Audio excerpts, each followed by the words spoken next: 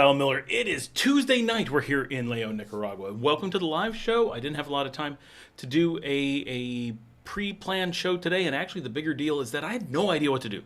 I had no topic, nobody asking me questions, unless it's in mail, and then I missed it, and I'm sorry to those people who I might have forgotten in mail, but in general, I didn't have a topic for today. I will do my best to try to get over there and pay attention to the email just in case there is something that I missed, and yeah, we're going to get on with the show.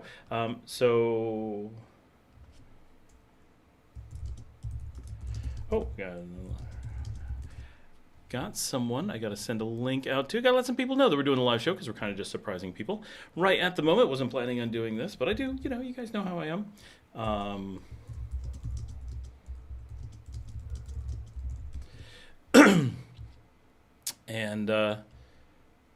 Yeah, so how's everybody's week going? How did Easter go and all that? I don't know that anybody's on quite yet, so we'll just let some folks know.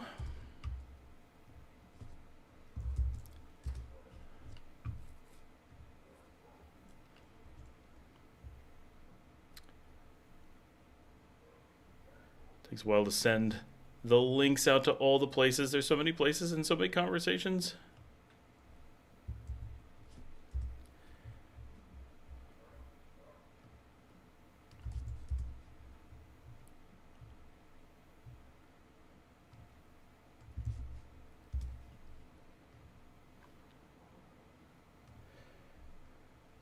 Let's see who's on. D. Gilbert is here. Hey, how's it going? How are things? You know I'm ready to party when I have my giant Hawaiian punch.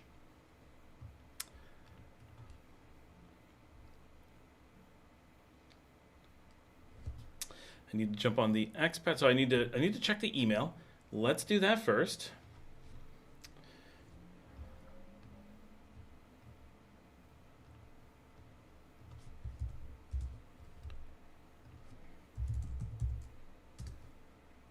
Once again, my prayers have been answered for a pop-up show. Hey, Larry, how's it going?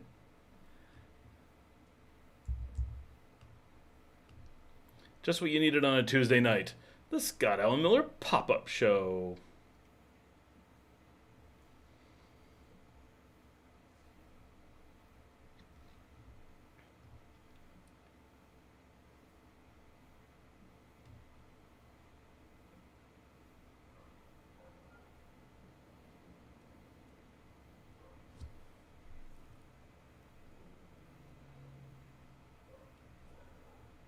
It's tough to get through my emails because I actually get so many brand things, but they're all fake, right? I don't want to make it sound like all these people are reaching out to give me money. No. They're all reaching out to scam me, right? None of them are real, except I think Olaf Fly, whose deal is just a scam. So it's really them, I think, actually trying to scam me. But it's so many. It's so hard to get through all of the emails because doing YouTube, I'm at that threshold where it's just a ton of like, don't you want to, promote this projector on your show? Don't you want to promote this VPN on your show? No, I don't. And I definitely don't want to do it with fake companies because they're never the actual company that we're talking about is the one, right? Like this one, Shure Microphones. Do you think Shure wants to do it? I have a Rode on the show. Rode doesn't reach out to me either, but fake Rode does all the time. Some company you've never heard of claiming to be Rode. Like, come on. Samantha Shawnee, is that right? Happy to be here. D. Gilbert says, going good. Made it to Matagalpa. Had pleasure of meeting the Lucifer. Very nice. I think I'm actually going to be in Matagalpa this weekend. Fingers crossed. Hoping to get up there. Samantha says, flying in later this month to Leon with my son. Excellent. That's awesome. That's awesome. Oh, we got a whopping 3 people on the show. Everyone who's on the show is talking, which is a first. We've never had a 100% talking rate before. So it's sad how few people are on the show. It's awesome how engaged they are. We'll take what we can get. It is a slow day. Santa says, hi. All right, just popping up the live show on the Expats group so people know.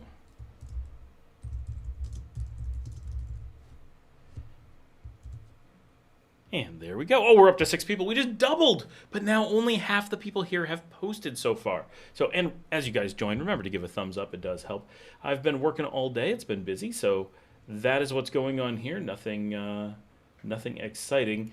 And I do have only one email that I need to answer. Actually, I've got one I just need to check on.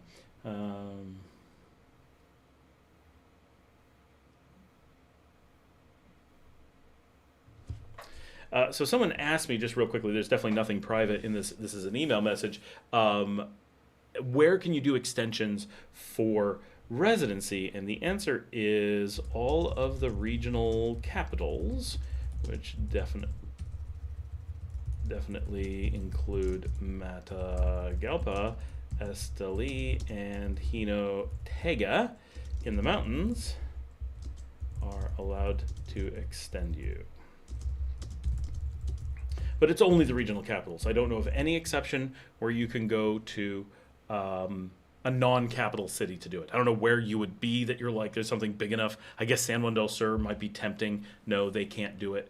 But other than that, it's the cities, right? There's basically no city of any standing in the country that is not a regional capital.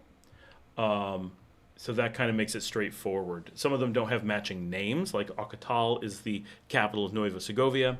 Huigalpa is the capital of Chantales. Jinotepe is the capital of Carazo, and so forth. But like Rivas is Rivas, Chinandega is Chinandega, Leon's Granada, Granada, Messiah, Managua.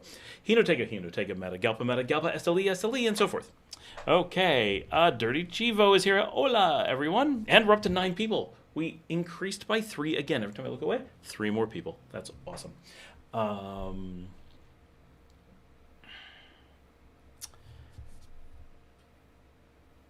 right, I got to check my work stuff. I am working in the background. That's one of the reasons that I'm doing the live show. I just had a lot of work to do today, and it's not like a terrible day, but it is busy. And my evening shift didn't show up, and so I am wondering where the shift is. So I'm working the shift to cover for the person who didn't come to work. Yeah, Easter holidays. It's Easter, when everyone celebrates Jesus by not coming to work when they're supposed to. Yes, not on Sunday, but later. It seems before and after.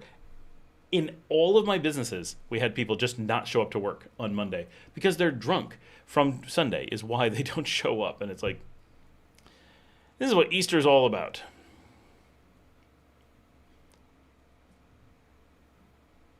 Oh, I looked away. We're still at 9. Come on, guys. We need 3 more people. Get them on here. And remember to give a thumbs up as you join. So what's everybody, how was everyone's Easter? Samantha, how long are you coming to stay? You coming for a long time? Just coming for a week? Doing touristy stuff? Looking to investigate to potentially stay long term? What kind of stuff are you looking for? Since you're the only one who has anything interesting going on, and everyone remember, Nicaragua.com. If you haven't signed up yet, great place to sign up. And oh, we're down to 6 people. What? Great place to sign up and have a great place to have conversations with lots of people, get information, and so forth. So that's very handy.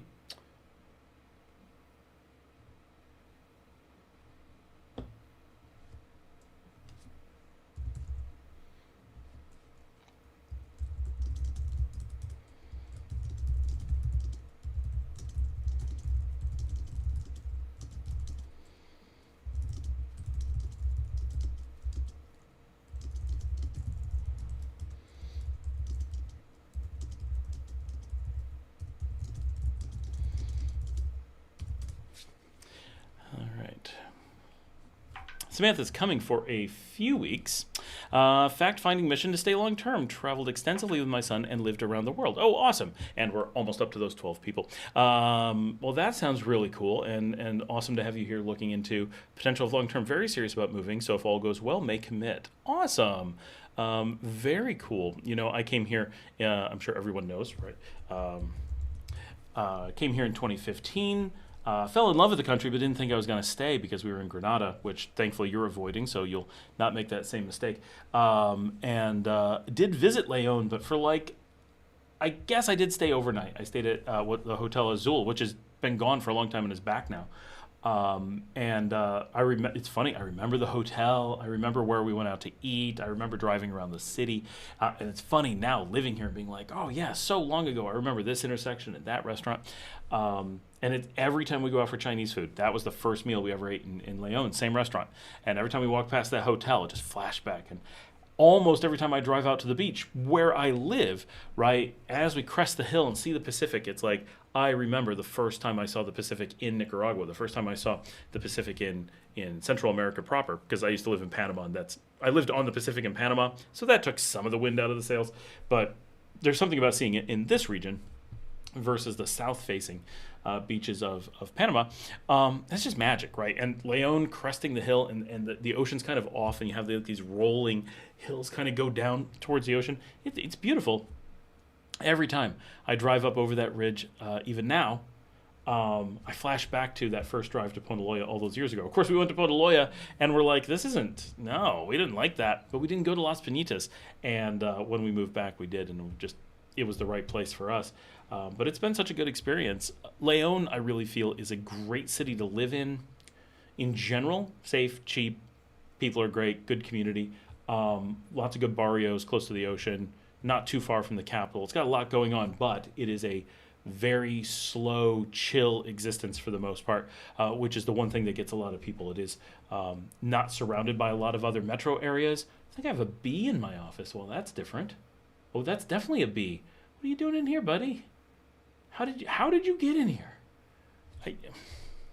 It's because I have the studio light on, so now he's gonna be. This is not good for that bee.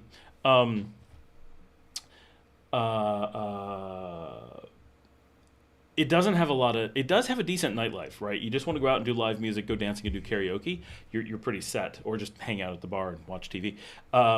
But for like more stuff, like a bunch of restaurant scenes, a lot of activities, it's pretty lean on that, and that's where Managua and even Matagalpa tend to have quite a bit more. Luckily, we now have a lot more stuff going on at the baseball stadium that's helping, but it's still lean in that way. So like my kids find it a bit boring, but we've learned that an important part of our lifestyle is at least a monthly trip to Managua, hanging out in the city, and we just save up a list of restaurants we want to do, and shopping we want to do,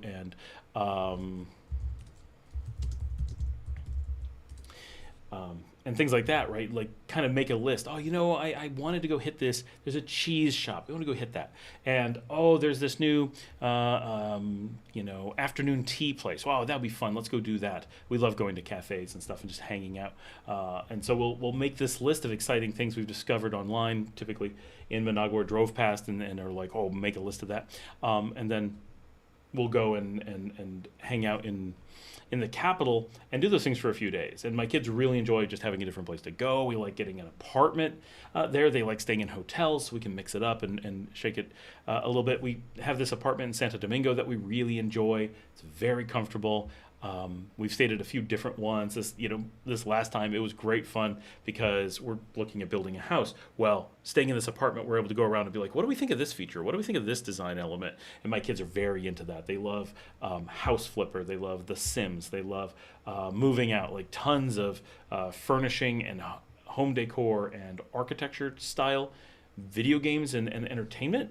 And so it really works out perfectly to actually go to real places and be like, what do you think of this balcony design, or how they did the pool here? And we learn a lot from that. And we really enjoyed the apartment we just stayed in because it was a townhouse, a double-decker townhouse, but starting on a floor up. So it wasn't ground floor that it started on. And it was really interesting. So its ground floor had a balcony overlooking the pool, and then you could go up from there. It actually had views way out over the countryside to kind of the northeast of Managua, and it had 2 bedrooms, 2.5 bath in a rental apartment. It was weird. Had a nice little kitchen or more dining room. And it's funny, we really discovered that we love going to Managua, do stuff all day, kind of wear ourselves out, and then we like playing board games out of town around a little table, because we don't really have a setup for that at home. Plus, when you're out of town, it's like, well, I don't have my dogs that I'm normally with. I don't have my kids have 7 cats inside the house and 4 more outside, and I've got 3 dogs inside the house, and so they demand a ton of attention. And there's always, school work for the kids, and I've got work, and there's just a million things to distract you. And it's like, oh, do we really want to all drop everything and sit around the dining room table and play a game?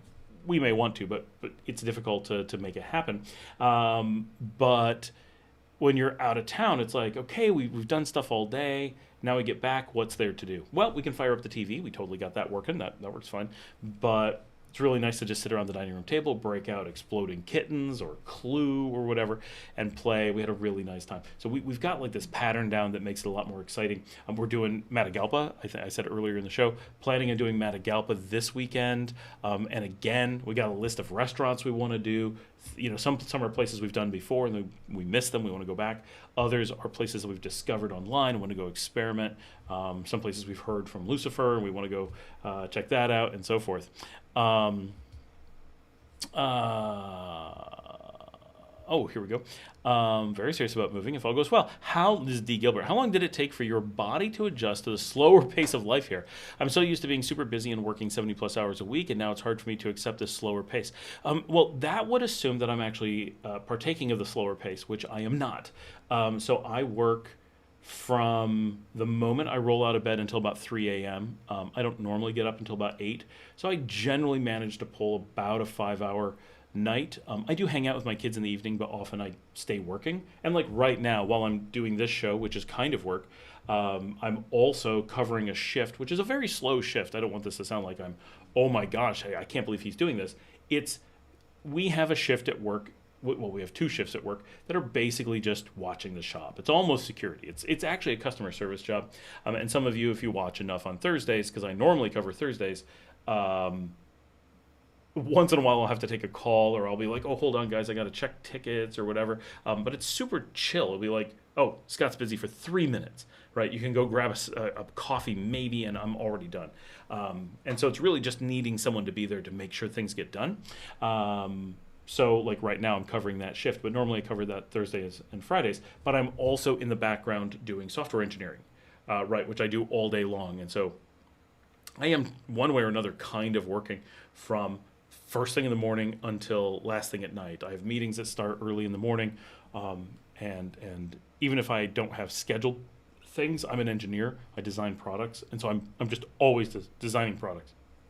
And I have to force myself to take a break from work to squeeze in this show, right? Which I'm doing at the same time that I'm working in many cases. So for me, I think I actually live a faster paced life here than I do other places.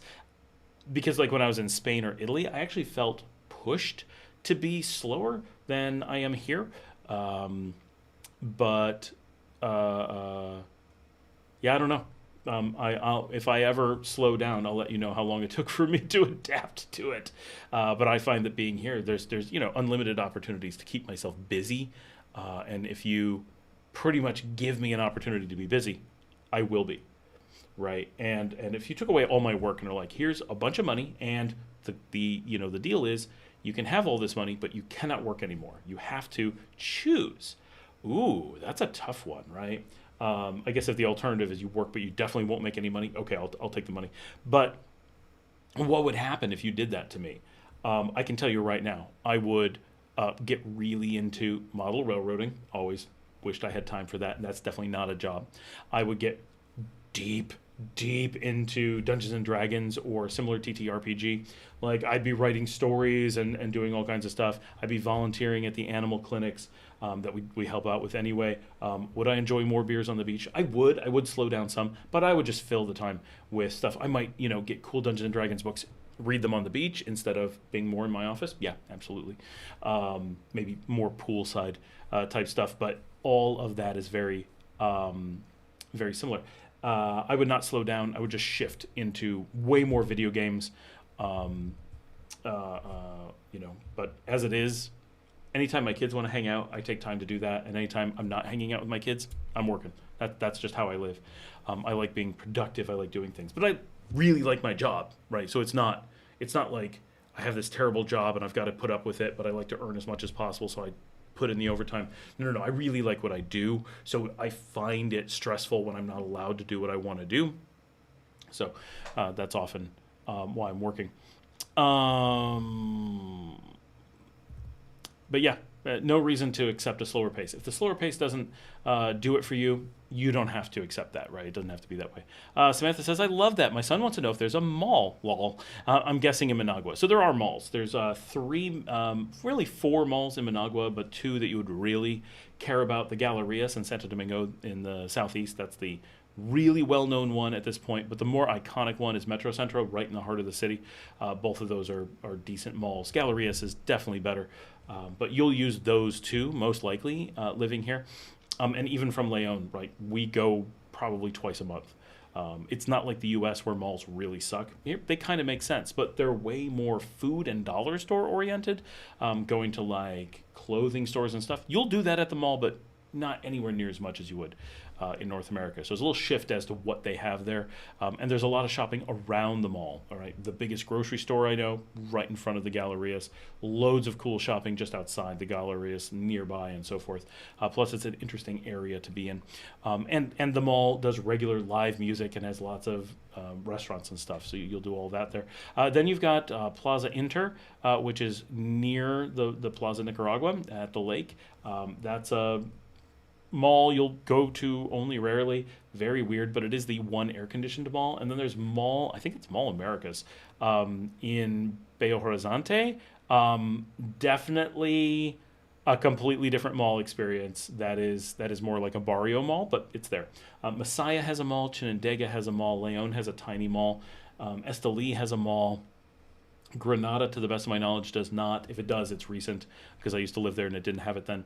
So there's malls all over the country, but like Jinotega doesn't have one. Jinotepe doesn't have one. I don't think Rivas has put one in yet. The one in Leon is pushing it to call it a mall, but it is. But you have a few, right? It's not going to be giant malls like you're used to in North America. It's not going to be epically awesome malls. But most of us use at least the Gallerias on a regular basis.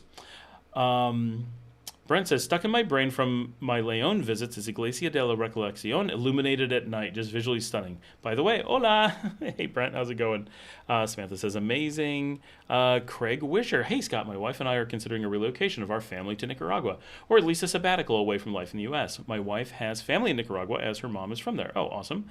I have a question. I am a physical therapist in the States and considered travel jobs, which are usually 3-month stints covering a position in the States. So thinking of working the 3 months and spending the rest of the year in Nicaragua financially feasible. Do you see expats there doing that successfully? My job doesn't really lend to remote work. Yes, I have a friend who's a physical therapist, came here and discovered that it's very hard to do that remotely. She knew ahead of time that you couldn't do it remotely, but somehow thought it was going to work itself out. That part I didn't get. I think that would work just fine. I know I have a buddy who's a restaurant designer. Can't really do that remotely. He flies into the States every month, works, designs restaurants and menus and stuff, works with staff, flies back to Nicaragua, spends a few weeks, flies back for a few days. I'm not sure exactly what his schedule is like, but it's like that. Just real quick, Calvin Reeves says, is Metro Centro next to the Crown Plaza? It is not. Plaza Inter is next to the Crown Plaza. Metro Centro is directly against the Hotel Intercontinental and across from the Hilton Princess. And then the Gallerias is connected to the Hyatt. I never think about them in terms of each of them has a connected hotel, but each of them does. Not connected like there's a skyway or anything, but connected like you can, in all three cases, walk from one of the major hotels to one of the major malls without crossing a major road. And then the only exception to that, and all the things I said, is the Hilton Princess is across the street from Metro Centro, but the Metro Centro does touch Intercontinental. So, but back to Craig. Yeah, so I think that would work just fine. Even if you spent 6 months in the U.S., you would find that, the 6 months that you're here is going to be inexpensive and beautiful and safe and all the great things about Nicaragua, you'll probably find going back and forth to be stressful. You'll find if you're talking about you going back and forth and the family stays behind, that's going to be tough because you'll be away from the family. I mean, obviously, right? Don't need me to tell you that, but that's how it's going to be. That will be very stressful. I've done that stuff a little bit. If you're taking them back and forth, right, that's going to be mostly you and your wife will know how that's going to go. You can picture it pretty well. There may be some surprises, but for the most part, you can gauge how much that will impact you. But with kids, they may think it's the greatest thing. They may hate it because they'll be like, oh, I have a friend group, and then I have to not participate with them, and then come back, and then you have another friends group, and you can't participate, and you get really interrupted. But my kids have moved all over the world. And done it in short stints because you have to if you're moving lots of places, and they love it. And even having lived here for a long time and really liking Nicaragua, they still itch to move on to the next place. They know that realistically we can't because we have 11 cats and 3 dogs, but they really want to be traveling because it's what they grew up with. It's how they pictured life. They're not used to sitting still, and it drives them crazy. So we're really hoping to vacation in Sao Paulo this year, for example. To at least give them a little taste of someplace new. I think doing 3 months in the U.S. and 9 months here is not too bad. The one thing that you will really hate is going just 60 days over your tax-free number, and then having to live here and being like, I spent so much in taxes. But there's no way you're going to make enough in 1 month to live for 12, right? That's just too extreme. But yeah, I think that'll work. 3, maybe 4 months. I do know a few people who do that. Most people here either own businesses remotely or are retired, right? So we just don't see that many people who are in the need of doing this. But I do know some people who do it, and it's quite successful. They're very happy. They go, they work really hard. They're able to focus on work, and then when they're done, they're done. And they get lots of time here without having to work at all, but without like dipping into savings or anything. And that makes it very stress-free, and that makes it easy to work really hard for 3 months, and then you get to really enjoy the rest of the time. Even if you have to be frugal because, obviously you're living off of a much smaller salary than you would be, but you don't have to like try to mix things and work half time, still try to commute or anything like that. Dirty Chivo says, Craig, very cool. I'm a PTA and am considering a similar option. Awesome. Brent says, I'll get into photography when I retire for sure. I was a professional photographer. Love doing photography down here. Brent, make sure you get a Fuji. Makes all the difference. Best camera ever. Although I really like my Nikons too. Negrito Pinolero says, what have you done to maintain a U.S. driver's license? Nothing. The state I live in requires 2 utility bills to show that you live in the state. I do maintain an address. So for those who don't know, my home state, well, my birth state is New York. I grew up in New York. But my home state for a long time is Texas. I didn't play any games. I didn't falsify anything. I full on moved to Texas, worked in Texas, maintained a home that I owned in Texas for a very long time, have family in Texas. Like, we're very connected to Texas, which is handy. I maintain an address in Texas. I'm never there. I do not have to show utility bills or anything of the sort because I have a real address in Texas. But I do have a friend who lives in Texas, but does not have an address, does not maintain an address there, and actually had to move to a different state where he can do that. Because they did require him to show something like utility bills. I don't know what exactly they required, but it was something like that. For me, it was simply maintaining a residential address within the state of Texas. I do share it. It's not just solely mine, so it's very inexpensive. I'm not being ridiculous and throwing money around, but I do that. That allows me to maintain a U.S. driver's license. However, I do want to point out that I have no need for a U.S. driver's license because I am a resident of Nicaragua. I can get a Nicaraguan driver's license without any problem. So that is my plan to switch it. I had to renew my license in Texas of my own fault. It was a mea culpa. I did not realize it was expiring on my birthday. I went to Florida. It had expired. I couldn't drive. Luckily, my wife had a license. She was able to drive. And that caused me to have to renew in Texas. I wasn't planning on doing it. So I didn't do anything for the purpose of being able to renew in Texas. I was just able to. But The next time it comes up, I will have a problem. Probably, I can foresee that it'll be a challenge renewing in Texas. I don't know, 50-50. I expect it to be a problem, but I don't expect to have to do it. I'm going to have my Nicaragua driver's license pretty soon. I need to not be lazy about it, but I'm under no hurry. So no need to maintain a U.S. one. That's just not necessary. If you're going back and forth to the U.S. on a regular basis, it is nice to have a U.S. driver's license because the police they know what to do. But Nicaraguan driver's license are completely legal in the U.S., so that's it. If you need to, you can move to a state that does allow for a lot less, and the one we would recommend seems to be New Hampshire. Janet says, so I'm here, but of course have a class, so if you're still here when that's over, I'll be back. Calvin Reeves used to stay at the Intercontinental. Very nice. That's a nice place. Dr. Bernard says, Spanish, please. No sé si la gente quiere que estoy hablando en español, pero puedo. Si querés, está bien para mí. Estoy hablando en español todo el día porque tengo mi equipo aquí. Solo hablan español y mis equipos en Bolivia, Argentina, México, en Guatemala solo hablan español. Excepto para mi oficina en Portugal, en Lisboa, solo tiene una oficina pequeña, pero no está hablando en español. Allí en portugués, allí es español y inglés. No hay nadie en el negocio con portugués. No sé por qué es raro. La mayoría de portugueses es en mi oficina en Cochabamba y Santa Cruz de la Sierra. Pero puedo hablar en español cuando es necesario. EP Life says, Hola Scott, great show. My son flies to the States back and forth every 2 weeks to work. He's probably listening to you right now. Peter Val from Messiah. Oh, that's awesome. The one thing about that is the cost of flights. If you can get someone else to pay for the cost of flights, it's great. If you have to pay for it, it kind of has that negative there. But I do something similar. I fly around for work, but not that often. Morris Adams, bien expresado, señor. Well, muchas gracias. That was one of my better runs, I think. But I do speak Spanish every day. I have all Spanish staff here, all Spanish staff nearly everywhere. So it's pretty rare that I'm speaking to a team that only speaks English. Except we do have a brand new office that's not working out great so far in Southeastern Africa, and they do not speak Spanish.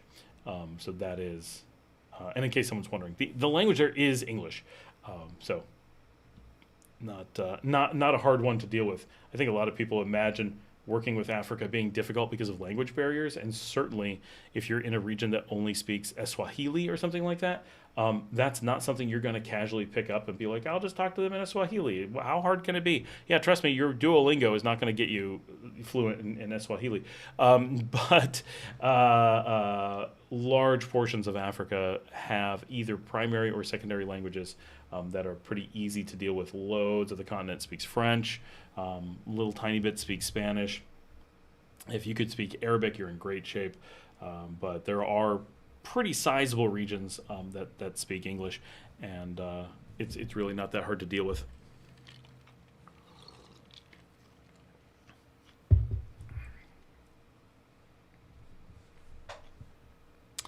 All right, while you got... Oh, we lost some people. I was speaking in Spanish, everybody dropped off. I don't think that's why.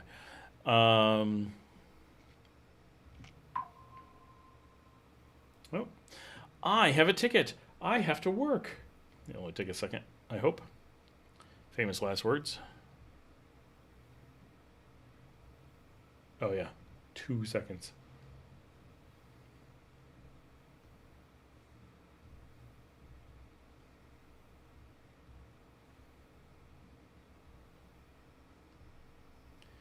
This is me earning my keep.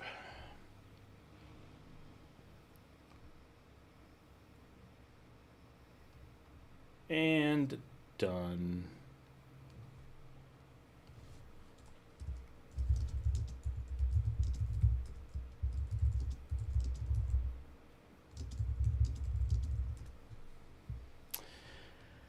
Okay.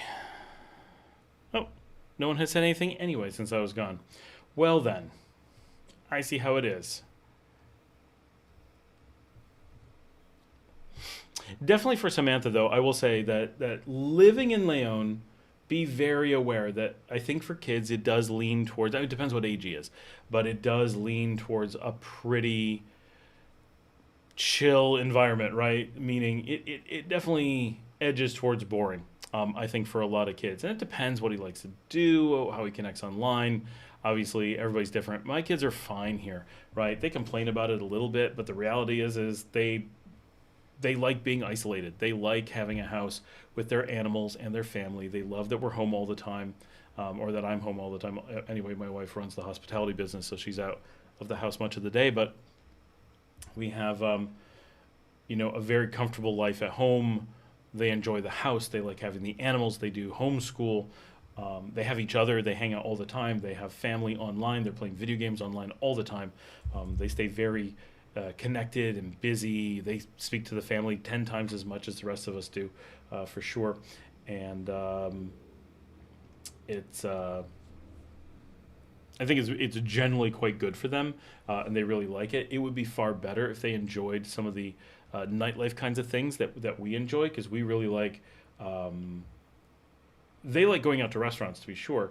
We really like going out to live music. We really like going out to go dancing. We really enjoy karaoke. All the very basic staples of Nicaraguan nightlife are all things that that are quite popular here. Right, so there's endless amounts of it. So for my wife and I, we're in great shape, but my kids, not so much. So it's a little bit more difficult for them. Just real quick, everyone, remember to give a thumbs up on the show. We're lower on thumbs than we are on people. Hola, bonjour, buenas tardes from the Republic of Alberta. Yes, I've heard, Raymond, that Alberta has kicked off or triggered the referendum. I don't know what I was going to say. The Requiem? I guess it is a Requiem for Canada, but referendum to kind of split Canada in the middle there. So he's 12. Okay, so my youngest is 14, but she's been here since she was 4. To give you some 4.5, give you some perspective. He's into manga. My kids are too. Movies. My kids are not. And music. My kids a little bit. So obviously watching movies here, same as anywhere else. That stuff, cheap and safe is about the best way to watch movies. Buy yourself an awesome projector and a nice stereo, and you can download all the movies and stuff that you want here completely free, completely legal. And so you have really good access to those kinds of things. So my daughter does cinema studies here as part of her school. So we do lots of classic movies and stuff. Very cool, very, very fun. I like that. We do it together, which is really cool. Obviously, so I just saw you said love live music. Live music is the thing here. People love to do that. So there's live music like every night. And check out nicarumba.com, not expats.nicarumba.com. That's the expat community. But if you just do nicarumba.com, that is the place that shows live music, especially in Leon and Managua primarily. Tons of opportunity to see a band like nearly every night. And some nights you could bar hop and see 3 bands pretty easily on a single night. Now, the music doesn't tend to vary a ton. There is a certain similarity, but so many bands, so much stuff going on. If that's stuff that you enjoy, you'll be completely worn out because it's so cheap to do. You want to spend $50 a week, you could go out basically every night. You're not going to party, but you could get a small bit of food and a beer every night pretty much. Well, maybe say $70, right? $10 a night. You could have, 2 beers and a small meal at a lot of places and never stop seeing live music. Is there homeschooling community or micro schools? I don't know about micro schools. I don't know what would qualify. There are small schools, right? There are some pretty small private schools, but not a ton to the best of my knowledge. Homeschooling community. There's a lot of homeschoolers. I don't know about a community, as in where people are getting together and doing stuff as homeschoolers together. Is there homeschooling? Yes, for sure. We homeschool, right? So definitely it's being done. Just JG, hey Scott, you've mentioned how you get stuff shipped from the U.S. Are there a lot of items that can't be shipped to Nicaragua? I think this might be where we mentioned the CPAP. There's very few things that you can certainly ship a CPAP to Nicaragua. It's an inside joke. In general, there are very few things. Oh, thank you, Apples. Oh, and my camera died. Why did my camera die? Hold on, guys. I got to change the battery. I guess I didn't think about the fact. Oh, yes, it was dead. Now that I think about it, I should have known that was going to happen, but a little bit oblivious today. I will be right back. Don't go anywhere. And thank you, Apples, for the thumbs up. It's a good time to remind everyone else to give a thumbs up as well. That's the sound of the battery going into the charger. Alright, hopefully this one's charged. I wish batteries had a little indicator on them so you know when you got a charged one or an uncharged one.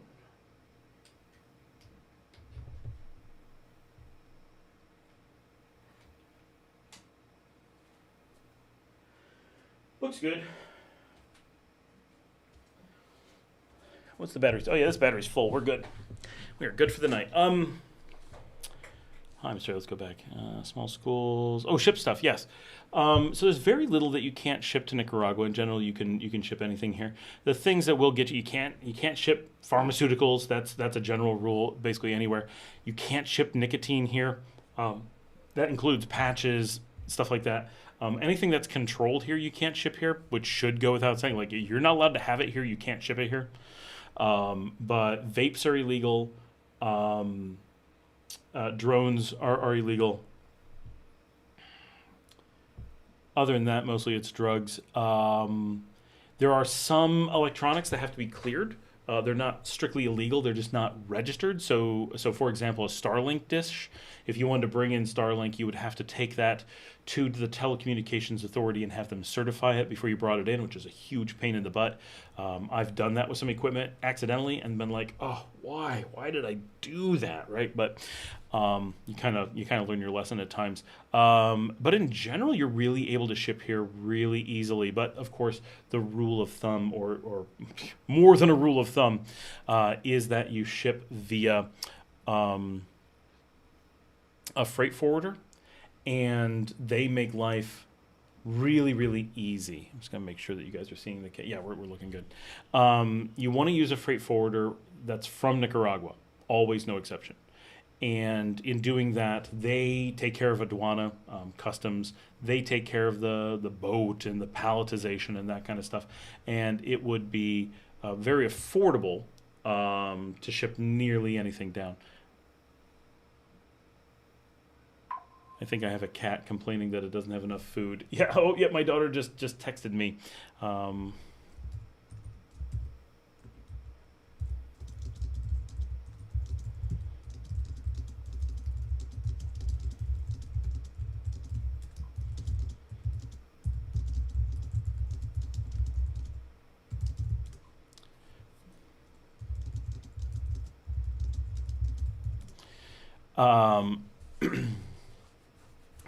We have a mother and 3 babies outside. They're big babies. They do not need to be fed, but we try to keep them from wandering too far or anything like that. So we feed them out there. Hey, Billy Britt, how's it going?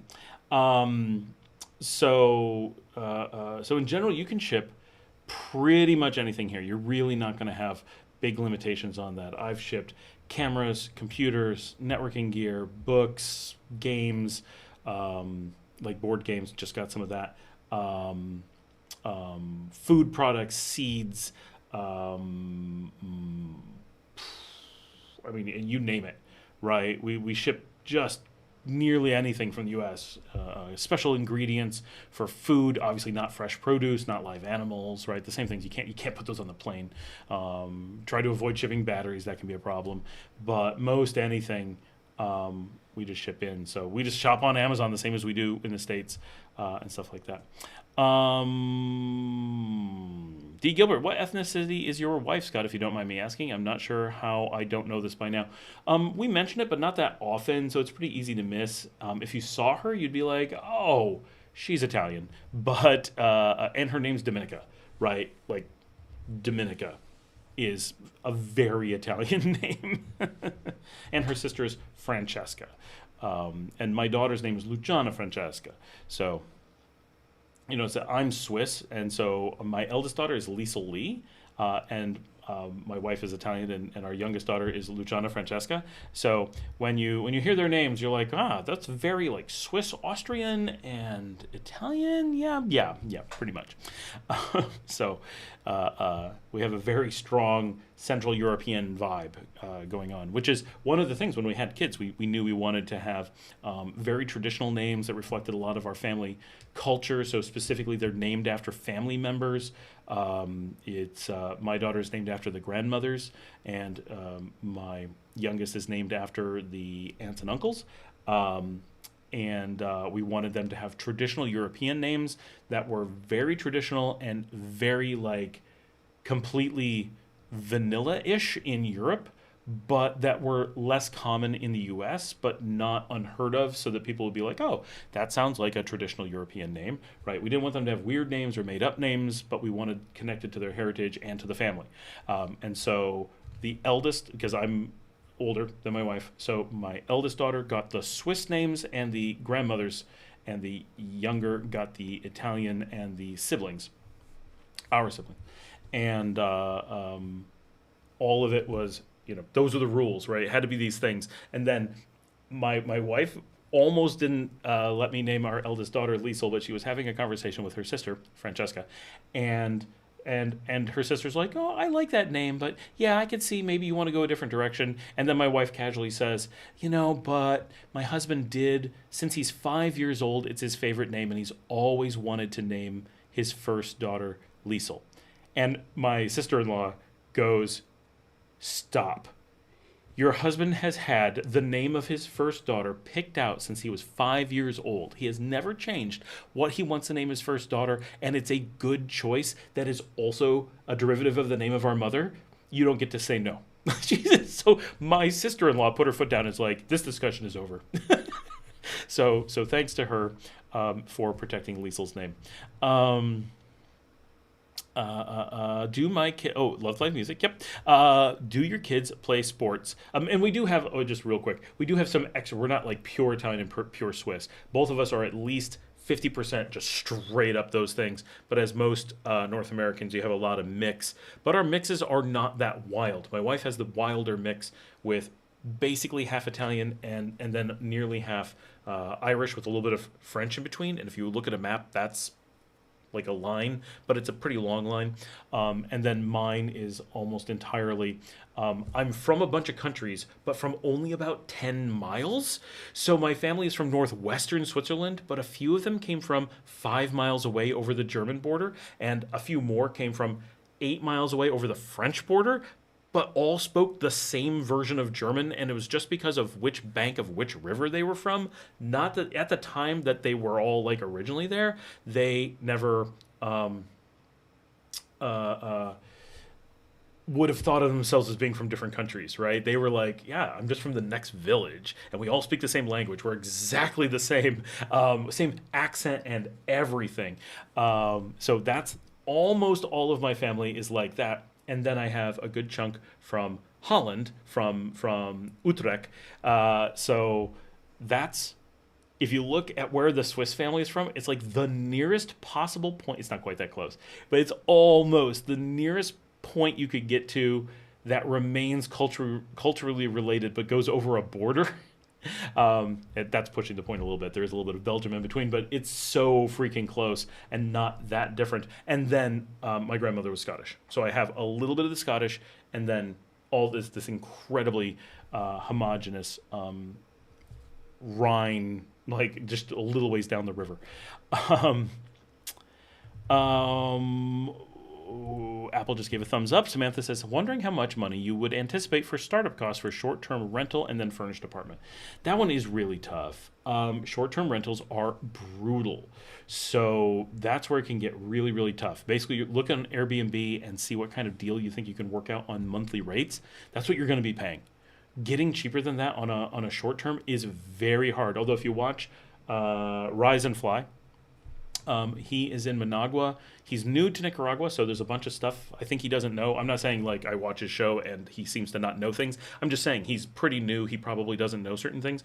But what I've seen of his show seems pretty good. And he was looking at apartment short term. I think I don't know what lease length he was looking at in Managua, but he was looking at furnished places that would strike me as being short term, and he was looking at sub $400 a month, which is really amazing.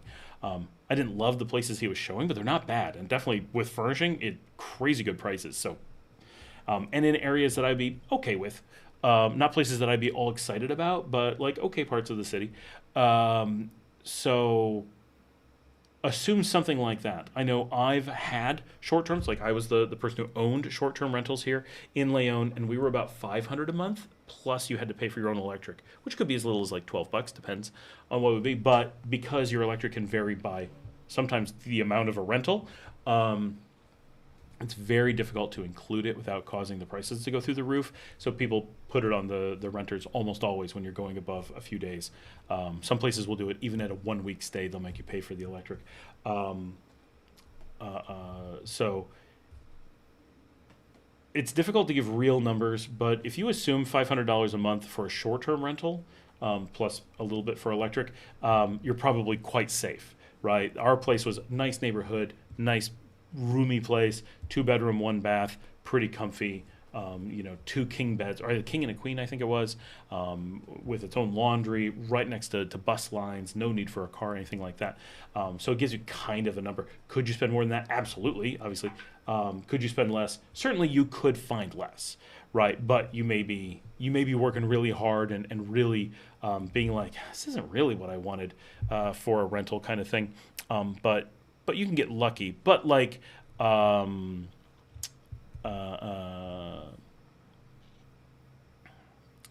Like Rise and Fly, right? I don't say his name very often, so he found 380 in Bologna, and I don't know if he's going to take it or not. He's doing a follow-up video coming up, but it looked like a decent place. 3 bedroom, 1 bath, I think. Bologna is an okay neighborhood. This is Managua, but pretty close to things. Easy to get public transport from there. Easy to get taxis from there. Well-known region. I have a couple friends who live down there. People like it. Tends to be very non-expatty. It's like an upper middle Nika neighborhood that's older, but certainly doable. And I think his place came with electric but no AC, and came with internet and a bunch of stuff. Like, I mean, I was impressed with the price for sure. I'm reading a note and going to make a comment that's a little bit out of context, but I came to Nicaragua after living in Romania. No, I'm talking about myself. Okay, I came to Nicaragua for permanent living, having lived in Transylvania by way of Kiev, and then made the decision that our final home was going to be Nicaragua. So that someone is going to be like, what? For the rest of you, that's just a barely interesting footnote. But for somebody, that's an insider joke almost. Wondering how much money. So beyond that, that's really your cost, right? Other than that, it's your food, which you'll be here for like a week and you'll have a decent idea of food. Once you've hit the grocery store and done a bit of shopping, you'll have a really good handle on the groceries. Hit La Colonia, and then hit either Ahora Más or Maxi Pali, and that'll give you like the supermarket feel. There's the high-end supermarket and then the mid supermarket, and then once you've established yourself, right, but assume that's how you're going to shop, is some combination of those two tiers. And then if you start mixing in the mercado, you might be able to lower the price a little bit, but that can be like, on a short term, assume you can't. So gauge your grocery cost off of doing that, and then hit up a bunch of restaurants and try to imagine, right? If you're going to be in Managua, the prices are going to be higher. You're going to have a lot of great restaurant options. If you're going to be in Leon, restaurants are generally not too bad. However, it is boring and repetitive. If you eat meat, it's going to be way better. For those of us who are vegetarian, oh my gosh, it is so hard. There's almost nothing to eat and no variety whatsoever. But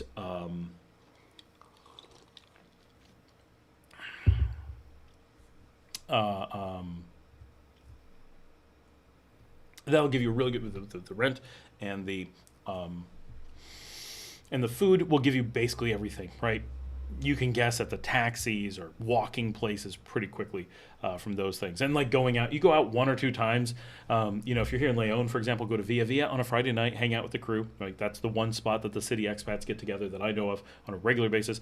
And maybe hit like NL Vivero to see like what a night out is like there. Look at your bills and be like, oh, okay, I went out, I spent $15. That was a night out for me. Okay, is that typical? Would you have eaten more sometimes? Would you drink more sometimes? Would you drink less? If it wasn't your first time out, right? Maybe gauge like, okay, I think for $13 I would go out. I'd probably do that twice a week. You can budget from that really easily. So that kind of gives you where you're going to get the numbers. Evan says, why are vapes illegal? So vapes are not a thing here, right? Never were. Expats started bringing them in, and this is what we were told, and it's what we've seen on the ground, so it makes sense. Nicaragua was trying very hard to get people to stop smoking because there's a bit too much. But the younger crowd doesn't tend to smoke that much. But expats were starting to bring in vapes and making it like a thing. And so stores were starting to pop up and people were starting to promote them. And the country's like, we don't have people who vape. There's no vaping culture. Why are we letting it happen? Because if you look at other countries that did it, it caused a lot of harm, right? And unlike cigarettes that are made in Nicaragua, at least it's feeding the economy. Vapes are 100% money flowing out of the country. So it has no offset to give it a, well, maybe it's as good as smoking from a health perspective. No. One has a clear economic advantage to the country that they still want to get rid of. And the other has a serious economic problem for the country because it sends money out of the country for like recreational drugs, like very light recreational drugs, obviously, not even pot, but that's not something they want to see happening. That is not good for the country. It's not good for the youth, and it's not good. So they want to make sure that expats are not creating a culture of making it look cool or making it suddenly accessible, which really sucks for people who vape. I have friends who have always vaped, or not always, obviously, but for a very long time, it's their alternative to smoking. It's been working for them, but they represent maybe 100 people in the country, 1,000 absolutely tops in a population of 7 million, but they are creating an industry of vapes flowing into the country, or did, and it was starting to create a new economic problem and, more importantly, a new medical problem for the country as the youth market started to pick it up, and so they decided to cut that out. D. Gilbert said, there must be some sort of market for them vapes here because I frequently see people using them. They were only just made illegal, and people are still smuggling them in. Many people don't realize that they've been made illegal. You can definitely get arrested if you have one, because it's guaranteed to have been smuggled, right, at this point. Gooch says, I have shipped Nicaraguan cigars from Florida to Nicaragua. I've never had issues. If they're seen, I think it's an issue. Like, easily you can do it, no one knows. Galvin Reeves says, no, Hunter or Brittany. Brittany actually is a traditional name if you're from that part of France, but we're not, so no. Raymond Morin, for someone who day trades the stock market for income, which I come from Wall Street, so I'm familiar, and relies on very good internet, could it be an issue? You would come to Nicaragua for the good internet, right? We're really good for the region. Now, if you're trading, assuming the U.S. stock market, you're always going to have a disadvantage moving away from New York City. Right. But once you're going any distance at all, we're about as good as it's going to get. Quite literally, we are. So Canada would be better. So let's start with the assumption. You're trading in the New York Stock Exchange or another exchange in New York. Or this would also be true if you're trading in the Chicago Exchange, and nearly true if you're trading in the Houston Exchange. Houston's is a commodity and energy exchange. Chicago is the mercantile. And so it's a lot of like cattle and chickens and pork, that kind of stuff, but a lot of other things too. And then New York tends to be traditional stocks plus bonds and futures and that kind of stuff. So I'm from Wall Street, but I've never worked the mercantile, but I have actually worked the trading floor in Houston as well. And plus I've worked London, plus I've worked Belfast, and in person, like standing on the floor. And so the traditional rule in New York is if you're doing high-speed trading, you have to be closer than Scranton, PA. There's not a single other country. There's only 3 states that can trade at high speed. But once you're going farther than that, of course, Toronto and Montreal are going to be faster for international cities. But Nicaragua will be faster to New York than California is to New York in many cases, because the connection from Nicaragua goes straight from Bilwi to Miami to New York, right? The hops are very few. Now, you'll definitely hit Miami faster than New York, but the distance from Miami to New York is not very far from a fiber perspective, right? They're relatively close. So we're, as far as international places go, we're among the best. Houston will have direct connections to Mexico. Mexico will be better for the Houston exchange. But because we connect through Miami, not through Houston and Dallas, we are better for getting to the New York Stock Exchange than Mexico City probably is. They're very similar. Because our connections are directly from here to Miami, we often outperform a lot of our neighbors who have regional connections. So we're generally considered the fastest for connecting to the U.S. But if you're looking for the fastest connecting to Mexico City, we're not. Right, so it depends what you're looking to do, but no one's trading. No one's asking this question and meaning to trade on the Mexico City exchange, the CDMX exchange. That's just not what you're doing. If that's what you wanted to do, we're the wrong country for you. Mexico's better, Guatemala's better, but we're going to be the fastest to the U.S. We're really, really good for that. Then, if you're connecting to Europe, we're going to be still really good, right? Because you get that connection right to Miami, and then you hop over from Miami. But in many cases, they're going to go Miami to New York to London, because most of the trading in Europe is on the north side, and so you're going across the North Atlantic anyway. It doesn't really matter. At all of those points, right? The fact that you're in Nicaragua won't even show up as a factor. For somebody who day trades, Calvin says use Starlink, and Gooch Gooch says no, use fiber and have a battery backup. Yes, fiber is definitely faster and more reliable than Starlink. There's no reason to assume Starlink will work here. It officially does not. Both the government and Starlink disavow it. You always will have the risk that it is either shut off by Starlink. They're always looking to shut you off, and you always have the risk that it's going to be seized by the government. Plus, it's satellite, so you have to go up, there, and down, which would be faster depending on where you're going. Like if you're going to Africa, that might be faster as long as they do a transfer that way, which I suspect you would get a transfer to Lagos. But if you're going to something to trade in the U.S., fiber is going to beat it every time, right? More reliable and faster. There's a reason why Starlink has no reason to be here, right? Starlink gave up trying to come into the country.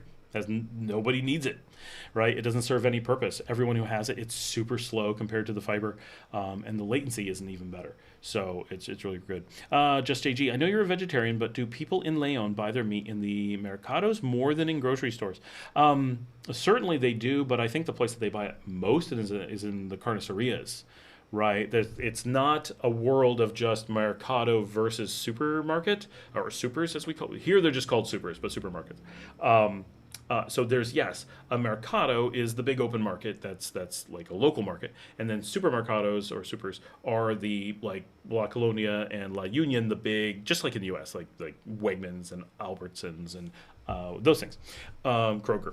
And but what's very popular here that doesn't still remain popular in the U.S. Obviously, these things exist, but they're not popular. More like Europe is that we have independent carnicerias.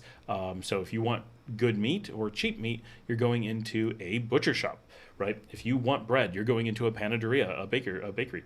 If you want vegetables, normally those are stands on the road, but fruit and vegetables, they're vendors everywhere out on the roads. So you can generally get your best stuff from going to a specialized place. Cheese shops everywhere, right? Specialty cheese shops are very common.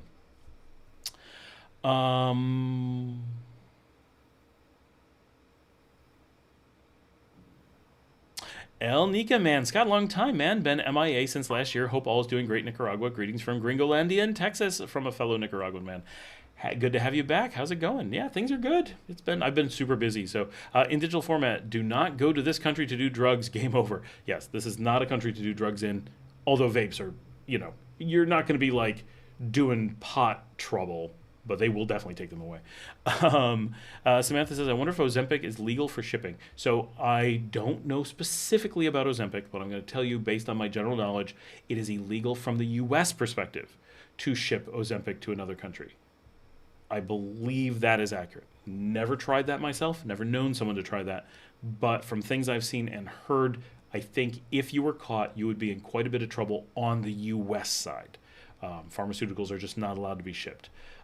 Would Nicaragua care? Probably not. Worst case scenario, they would just take it from you, which I don't think would happen. But I think the U.S. would be upset if you tried to do that. Calvin Reese says, use a VPS based in Chicago to trade. Are you saying that's what you do, or are you suggesting you do? If you're trading in Chicago, yes. But if you're not, I don't know why you... you would just want to put the VPS wherever you're actually trading. But probably only Chicago if you're doing Chicago. If you're trading in New York, then either a VPS in New York or in Miami. The reason to do it in Miami is because your connection to the VPS is faster. And so it's just the tiniest bit more responsive. You probably won't notice. But there's less to go wrong. But I would put the VPS right next to the thing you're actually trading at and do it there. So assuming Chicago, do it in Chicago. 404 office not found says, hey, Gooch in the house. 12 with no E, coffee, says, oh, so it's kind of like how the numbers roll out via how fast.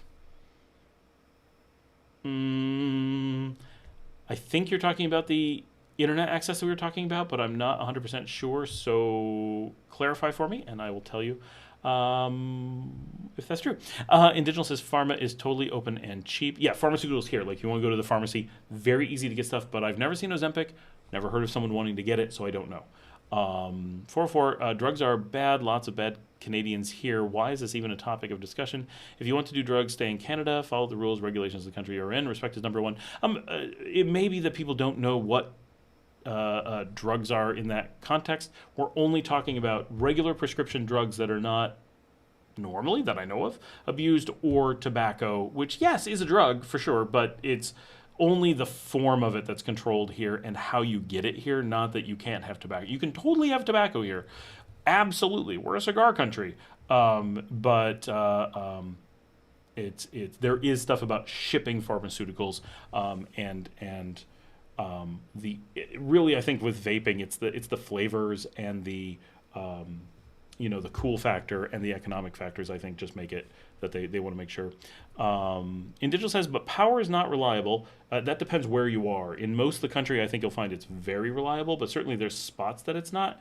But the nice thing here is the style of unreliable means you can have battery and be super reliable with that. So that's our trick, right? So I've got this huge battery right next to me, and never has it depleted. And I've had this battery, it's old. I really need to get a new one. Like, it's old. And it has never once depleted from a power outage. I've never had to go to generator ever.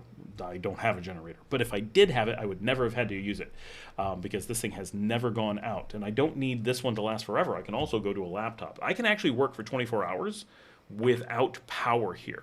Oh,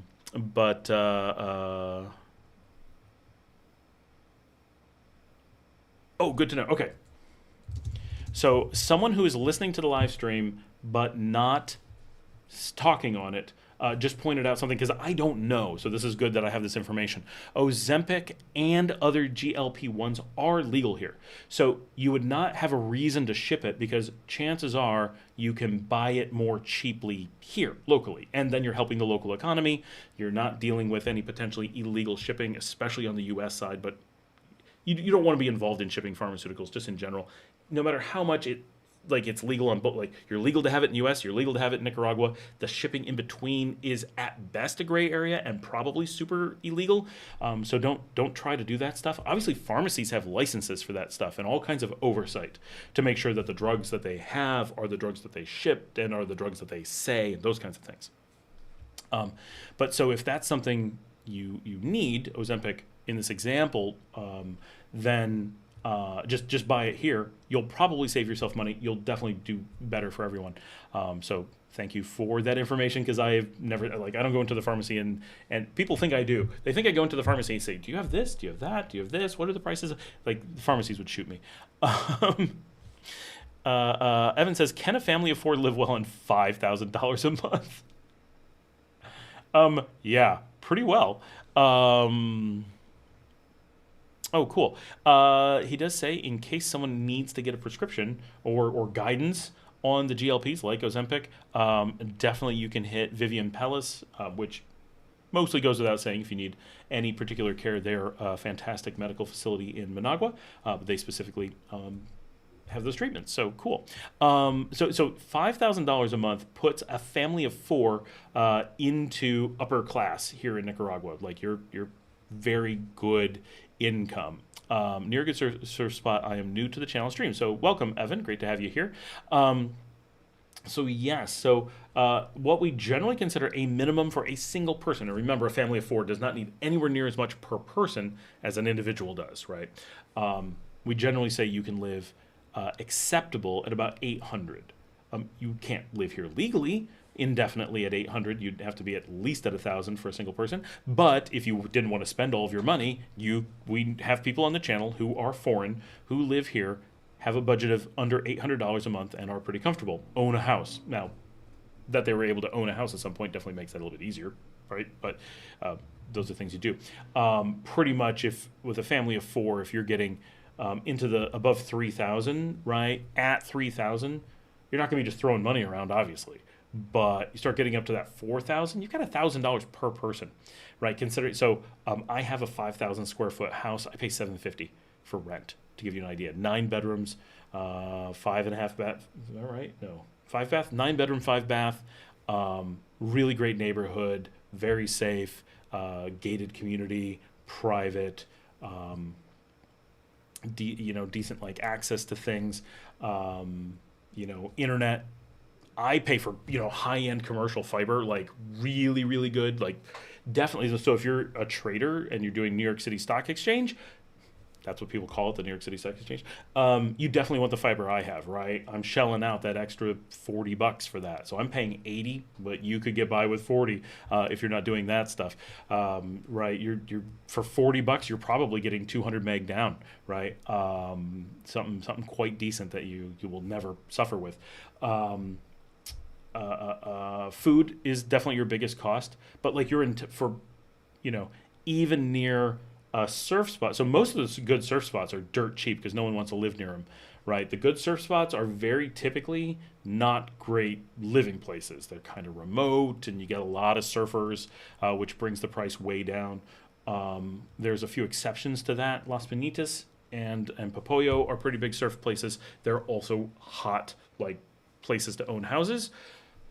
But even in Las Pinitas, right, you can buy a complete house with room for four, no problem, for 35,000, right? Not on the sand, but within 50 meters, 100 meters tops of the sand. You should be able to get a house for 35,000, maybe 40,000. Without too much of a problem. I have a friend who's maybe 150 meters from the sand, and now he's got a little tiny place, but he has a big garden, big wall. The wall's a huge amount of money. Constructed his own house, everything, 11,000, right? So extrapolate from there. So that gives you kind of an idea. So you have a lot of flexibility, even in surf spots. Now, which surf spot you choose will certainly play a big role, right? Popoyo is going to take your price probably to the highest of the surf market. And still, we joke about how all the best stuff in Popoyo is cheap because the people who live there are clueless about real estate. And Las Pinitas is pretty close. But if you want to go out to Transito or some other place, your prices are going to be, half what they are at those spots. And those places you could live at when I'm saying 35,000, I'm talking those spots, right? You get out to Transito, you could probably get a decent place for 25,000 or less. Kind of take you a long time to shop around. You're gonna have to live more like a Nicaraguan. You're gonna have to adjust to what you expect a house to be like, because like construction's different here. But like you could get into those numbers. I'm not saying you should spend more, get what you want, but you could be in some pretty reasonable numbers, and be close to surfing. But the closer you are to most good surfing, the farther you are from stuff. So that's a factor, like grocery stores or restaurants. But the more you are remote like that, the less you're going to pay for other things, because you're going to go out to eat less. You're going to do like this one, like Transito. You're going to take that once a week trip to the grocery store. You're going to stock up. You're going to go out to eat, and you're not going to go back out again for a week because it's too far to drive. So you're just going to hang out in Transito, and what are you going to spend there? Nothing, right? If there's a local bar, go have a beer. You'll be able to get fried fish on the beach. That'll be cheap. But you won't be like going out doing expensive things because there aren't going out expensive things to do. So that will kind of regulate you all on their own. So that'll be pretty easy. But yeah, 5,000 is going to give you luxury, right? You will have enough money to be able to go out and do all kinds of things without a problem. Obviously, it's easy to do foolish things with your money and run out of money, even though you have 5,000. But that's going to be a lot of comfort for a family of four. I'm a family of four. We certainly don't need to spend $5,000 a month to live here, and we live pretty luxuriously, right? We do, and I work here, so I'm not just chilling, which can be cheaper than working. I have to have good internet. I have to have a studio. I have to have an office. My wife works. She has to go and drive around it and deal with things all the time. So those things create cost. Maybe not a tremendous amount, but a noticeable amount. Especially the gas that my wife uses. Her car does, 300 miles a day. It never stops moving because it's always running to the beach, to the city, to the bank, to a meeting, to something, never ending. So it adds up. So at 5,000, you will be extremely comfortable. If you happen to be bringing that in on, it depends on how you're bringing that in. That 5,000 may be more than you think because of tax advantages, but it really depends on a lot more than just Nicaragua. As to that, 404 says Starlink is not legal here. Fiber connection to the home is good. Have a data plan with Tigo or Claro as a backup for work, and have backups for everything. If you are working with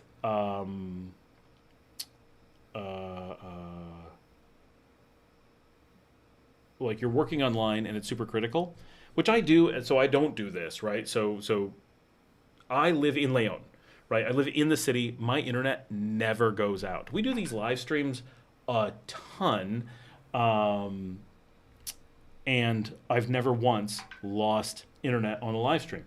Just watching my live stream is sufficient to sorry, I gotta check this. Is sufficient to do this show and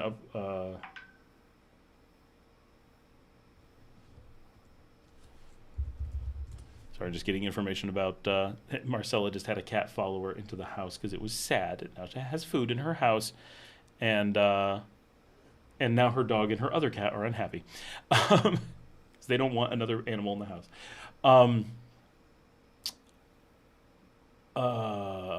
Talking about the backup. I do not. When I first got here, I first got to this house, we decided that because we were just on the outskirts of the city and because we're working so much, maybe having a backup line was a good idea. We never once used it, ever. We eventually just shut it off without having ever connected to it. Like, that was silly. Our fiber here is fantastic. We use Teco, which is the commercial one. It's the best for sure, but it's the most expensive, so, it depends. If you're not working or not dependent on work at every single moment, just get the fiber from Claro or something. Even that's going to be good enough. But if you're on Teco, most people are not going to need another line. If you really, really can never go offline, no matter what, okay, have Teco as your main line, get Claro as a backup, and of course have a cell phone with some data on it, right? Whatever.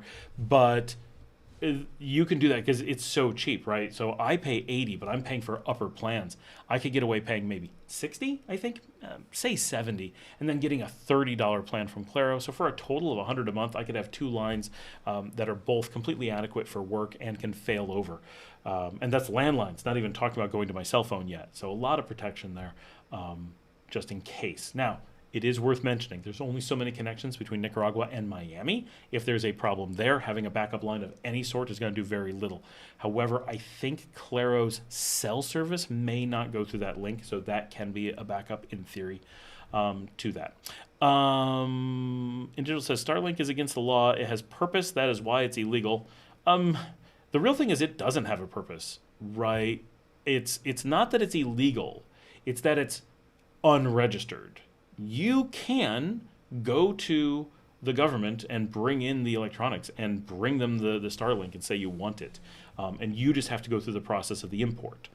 There's nothing that stops Starlink from coming in. However, because Starlink is banned in Nicaragua by Starlink, it is unreliable and the government has no reason to invest in it. So they're not going to put in any effort for something that is supposed to not work here. And we have no information, and everyone jumps in and says, I know someone who has Starlink working. Everybody has Starlink working at the border. It has to. But no one is willing to commit to saying, and I've said this 40 times on the video, nobody is willing to try Starlink in the middle of the country and say if it works. The rumor is it does not. Because Starlink tries to detect you in Nicaragua. It is a violation of your terms and service. So if they are confident you are in Nicaragua, they might shut you off. So it's not reliable, it's not cheap, it's not fast, like it doesn't have any. 12 says lol Kroger. Gooch says, Evan, it depends on the size of staff that you will require. If you only have a full-time gardener, pool guy, security, maid, cook, and a driver, you should be fine. And he is correct. That might be a few more people than you would actually have at that price range. But considering that like a full-time maid is going to cost you about $300 to $350 per month,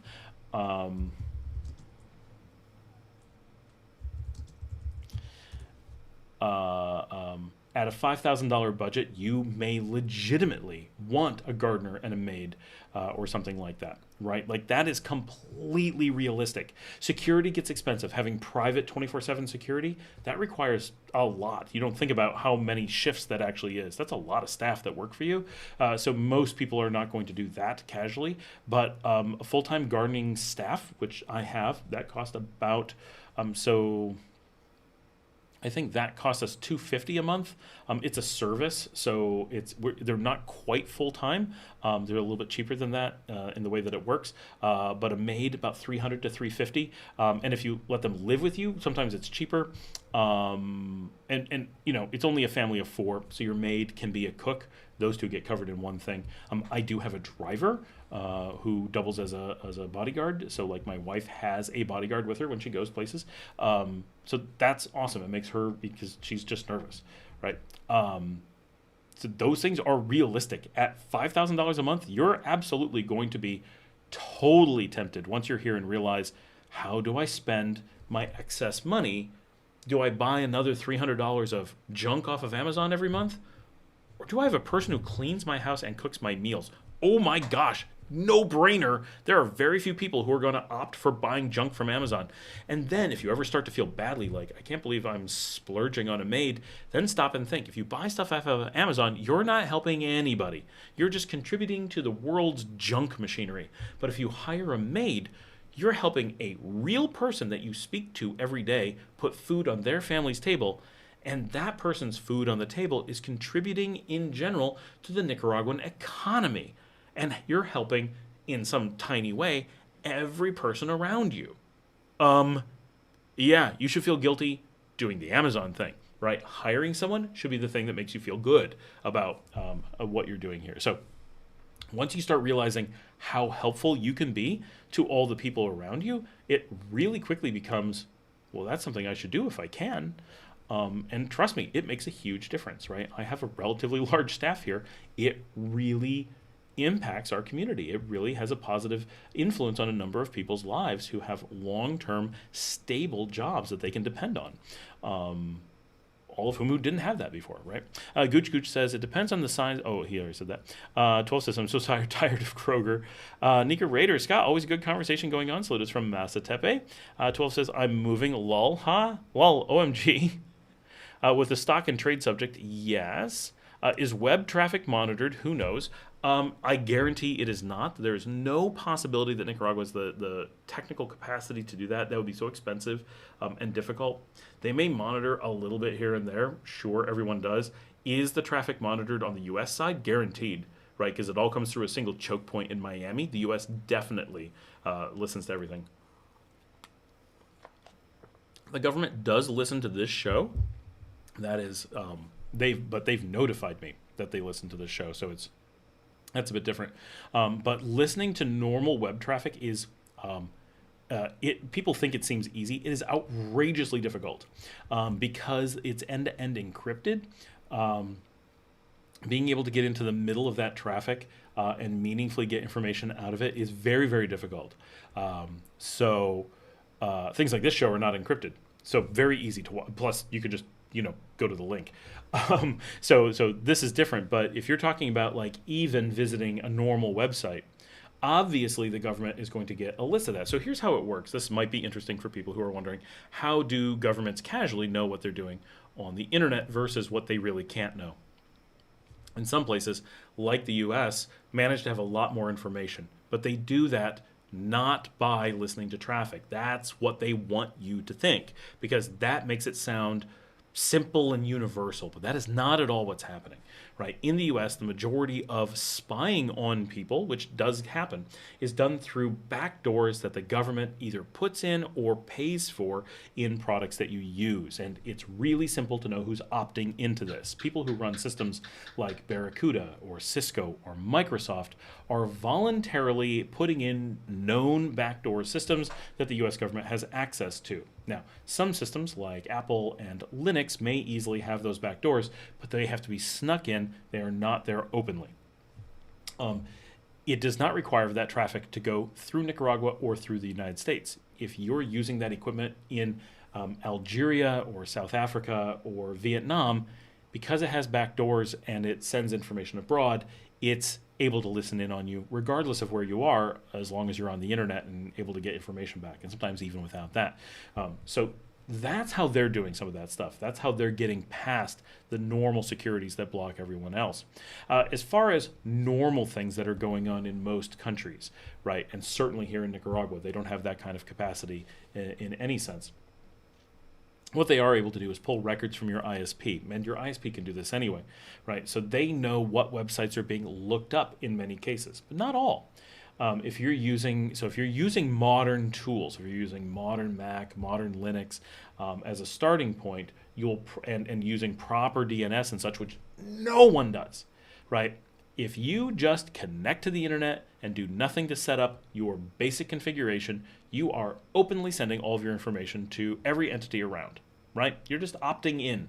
And it's not that you are failing to opt out. You literally yourself connect intentionally to those services and hand them your information. It just is automated in the way that your computer is set up. So for those of us who work in IT, it would never occur to us to have those things happen because it's so natural to want your stuff to be fast and secure. It's just part of setting up any networking. But most people don't do that. They just ignore that there are settings to be done, ignore that there are things they're expected to do, and just connect and hope for the best. And so that voluntarily sends your information wherever your local ISP has decided to send it, which is, of course, to themselves, because that's how they make money. So every time you go to a website, say you're going to go look at Facebook this afternoon, you connect, you tell your computer, I want to go to Facebook. It then doesn't know where Facebook is, so it needs to find out. So it sends out to wherever you're configured to, by default to your ISP, and say, hey, I want to go to Facebook. It then records that information. Why does it record that information? Because it has to. The government requires it. So there you go. You just voluntarily gave a company your information who is required to give it to the government. It's that simple, right? No one has to spy on you. No one has to look at any traffic. No one has to weed through stuff. You just told them that you're intending to go there. That doesn't tell them that you did go there, but it tells them that you're intending to. They then know that you have traffic that you connect somewhere, right? They know that traffic coming from your computer is going on to say Facebook, right? They don't know what you're doing on Facebook. They don't know what your account is, but they know that your computer connected to Facebook, and they know that it asked for a connection to Facebook. That's two separate things. That gives them a lot of information, right? They can then piece together other things by guessing if they want to, but that information is straightforward. They'll know which websites you go to and so forth, just because you're advertising it, you're leaking it. How that is.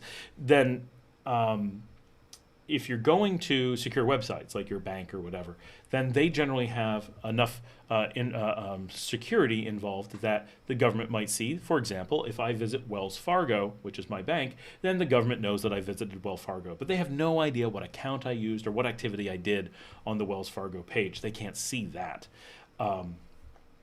So it's not very useful for them to spy on me in that way, right? They may want to collect some general information. Boy, an awful lot of Nicaraguans are using Wells Fargo. Okay, but that's about it, right? They're not actually knowing anything important. If you're going to some super secret service, chances are you're not doing it on a website that's like supersecretstuff.com, right? It's probably that you go onto a website and it's hidden on there somewhere. They probably can't track that in a useful way. Now, if you are going through something like Cloudflare and having a proper DNS with them or Google, then you have someone who's actually keeping that away from most governments and keeping it from being public, because your request for something like Facebook.com is public. Anyone along the path can just see it. But if you're using a secure DNS service that goes through HTTPS, then they can't. And so suddenly they know you're looking things up, but they don't know what it is you're looking up. They just know that there's traffic coming from your computer. And pretty quickly things become quite invisible. If you really want to get secure, use something like Nicaragua, which is a decentralized matrix server. And basically once you connect, the government, all they know is how much traffic is coming from your computer, which they will always know. They know nothing else. They don't know where it's going, who it's for, how it's being used, nothing, right? It's completely obscured in many, many ways. And we don't know of any government that has been able to breach the matrix security. So it's a really good way to go. So the amount that you're being spied on in general is very little, almost entirely. Most governments, and Nicaragua certainly, have mild observation. It's very far from spying. Spying assumes that you're looking for things you're not supposed to be able to see. They don't need to do that. They're just looking for the things you voluntarily leak all over the place and just collecting the data. Much like walking down the street holding a bag from your favorite grocery store, and the government casually walking by on the other side of the street looks over and glances and goes, "They like Kroger again," and that's all there is to it. So stop advertising your data, and you won't be spied on here, I guarantee. No 89 Land 3 says, "Hi, Scott." 12 says, "Awesome." Gooch says, "I don't have a budget, but I live on less than $500 a month. I spend less than $100 per month for all my fixed costs. I own my house. Most of my food is free. Almost all of the rest of the 500. Most of my food is free.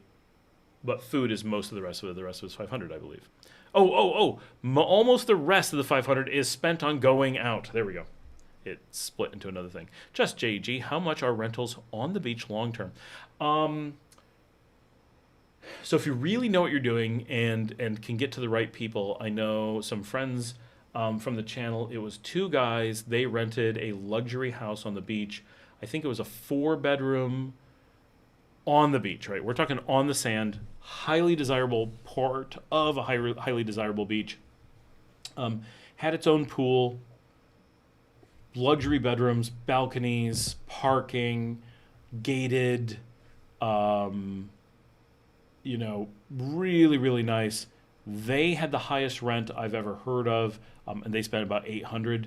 But a lot of drama, like wasn't necessarily worth it, but that's what they were able to get. And that was doing year leases for sure.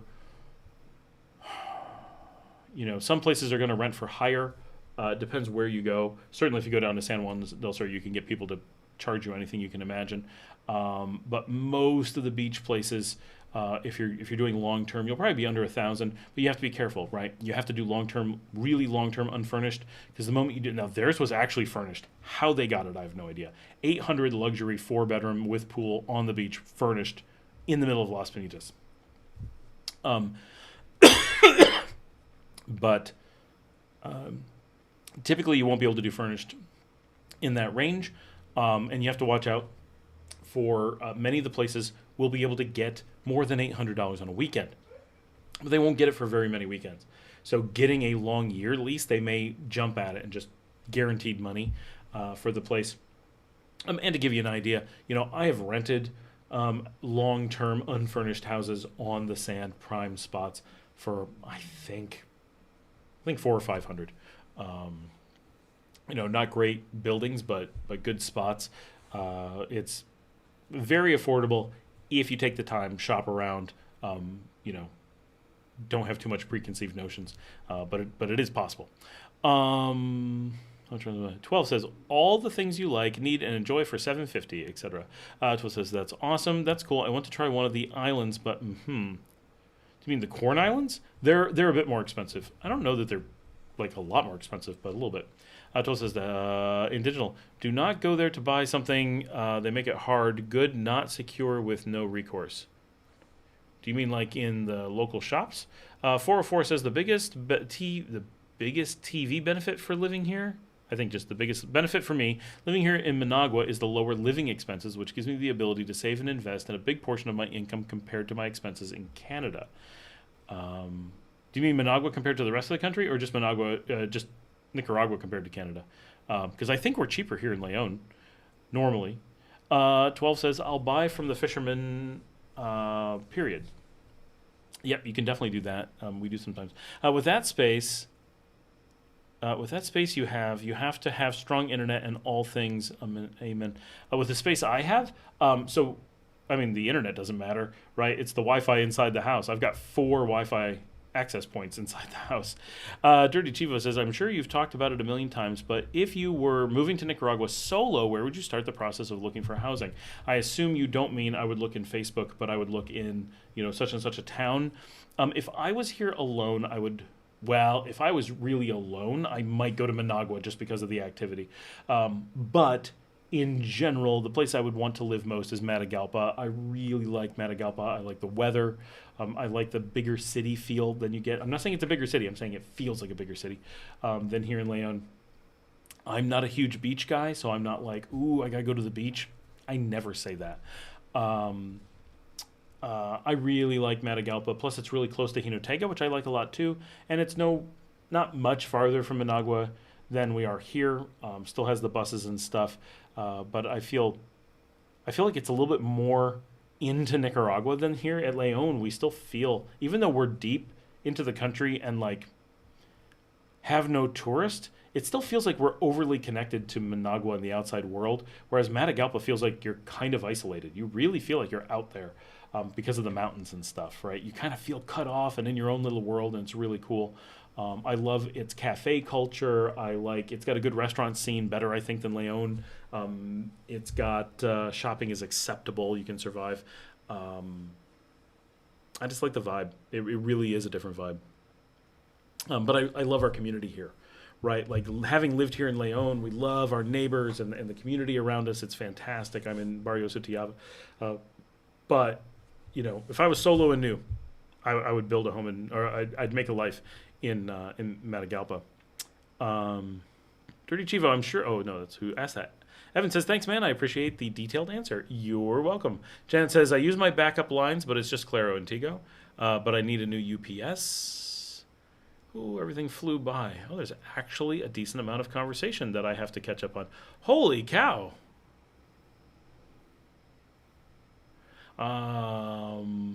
Upper plans. I've never heard it said that way. Upper plans? Are you talking about the internet? Because you can get anything here. Indigenous says it's a long story. The government can't monitor it. Janet said, one thing I found out is that the links to Miami are through 2 different data centers in the Miami area, so that seems to be why there can be some small issues in one, and when I switch, it's good. Oh, that's weird. But there's only one line going in. At the end, it only terminates one place, but one may go through an extra hop. Trat Bear Modicon 1786 says, yo, hey, welcome to the show. Digitals, if the government wants to block your access, they can. That's always true. 12 says, absolutely, if I ever get, but they never do, right? Like, one, that's assuming they have the capacity to do so, right? I don't think they do. They'd have to call someone and be like, hey, here's something we don't do, but can you do this? But how would they block your access, right? They would block your house, but they can't really block your access because the government provides free and open internet access here. So if you were blocked at home, you can just walk down to Central Park and you're back online and they can't identify you. So in reality, if the government wants to annoy you, they can. But if the government wants to block you, they actually can't. They don't have that capability physically. 12 says, absolutely, if I ever get with another man, yes, make sure I have a bodyguard. OMG, yes. Respectfully, geesh. Daniel says, wrong, I do it. It's the future. You have very few users. The providers here, they're international companies, they make deals. Not sure what you're saying. 12 says coffee. 12 says lol, connect and hope for the best. Samantha is logging off. Thank you. Can't wait to be in Nicaragua. Richard Burrill is here. Any idea what chickens in Nicaragua usually eat? Yes, they normally eat insects. For real. They scavenge around and do what chickens do. That is the natural food for chickens, and that's why we love them so much. That's why they're so common here, even for people who don't need chicken or eggs. They keep chickens because it keeps their yards clear of insects. And it's way cooler to walk outside and have a chicken walking around than insects. And I literally know people with pet chickens for that purpose. And cooch. Bugs. Wilbur says, is the grain treated with glyphosate? I'm going to go with no. I don't know that for a fact because I don't know what that is, but I don't think so. Glyphosate. We don't tend to have things treated with the broad spectrum system herbicide. Probably not. A lot of our stuff is, it depends, right? There's the possibility, but I've not heard of it.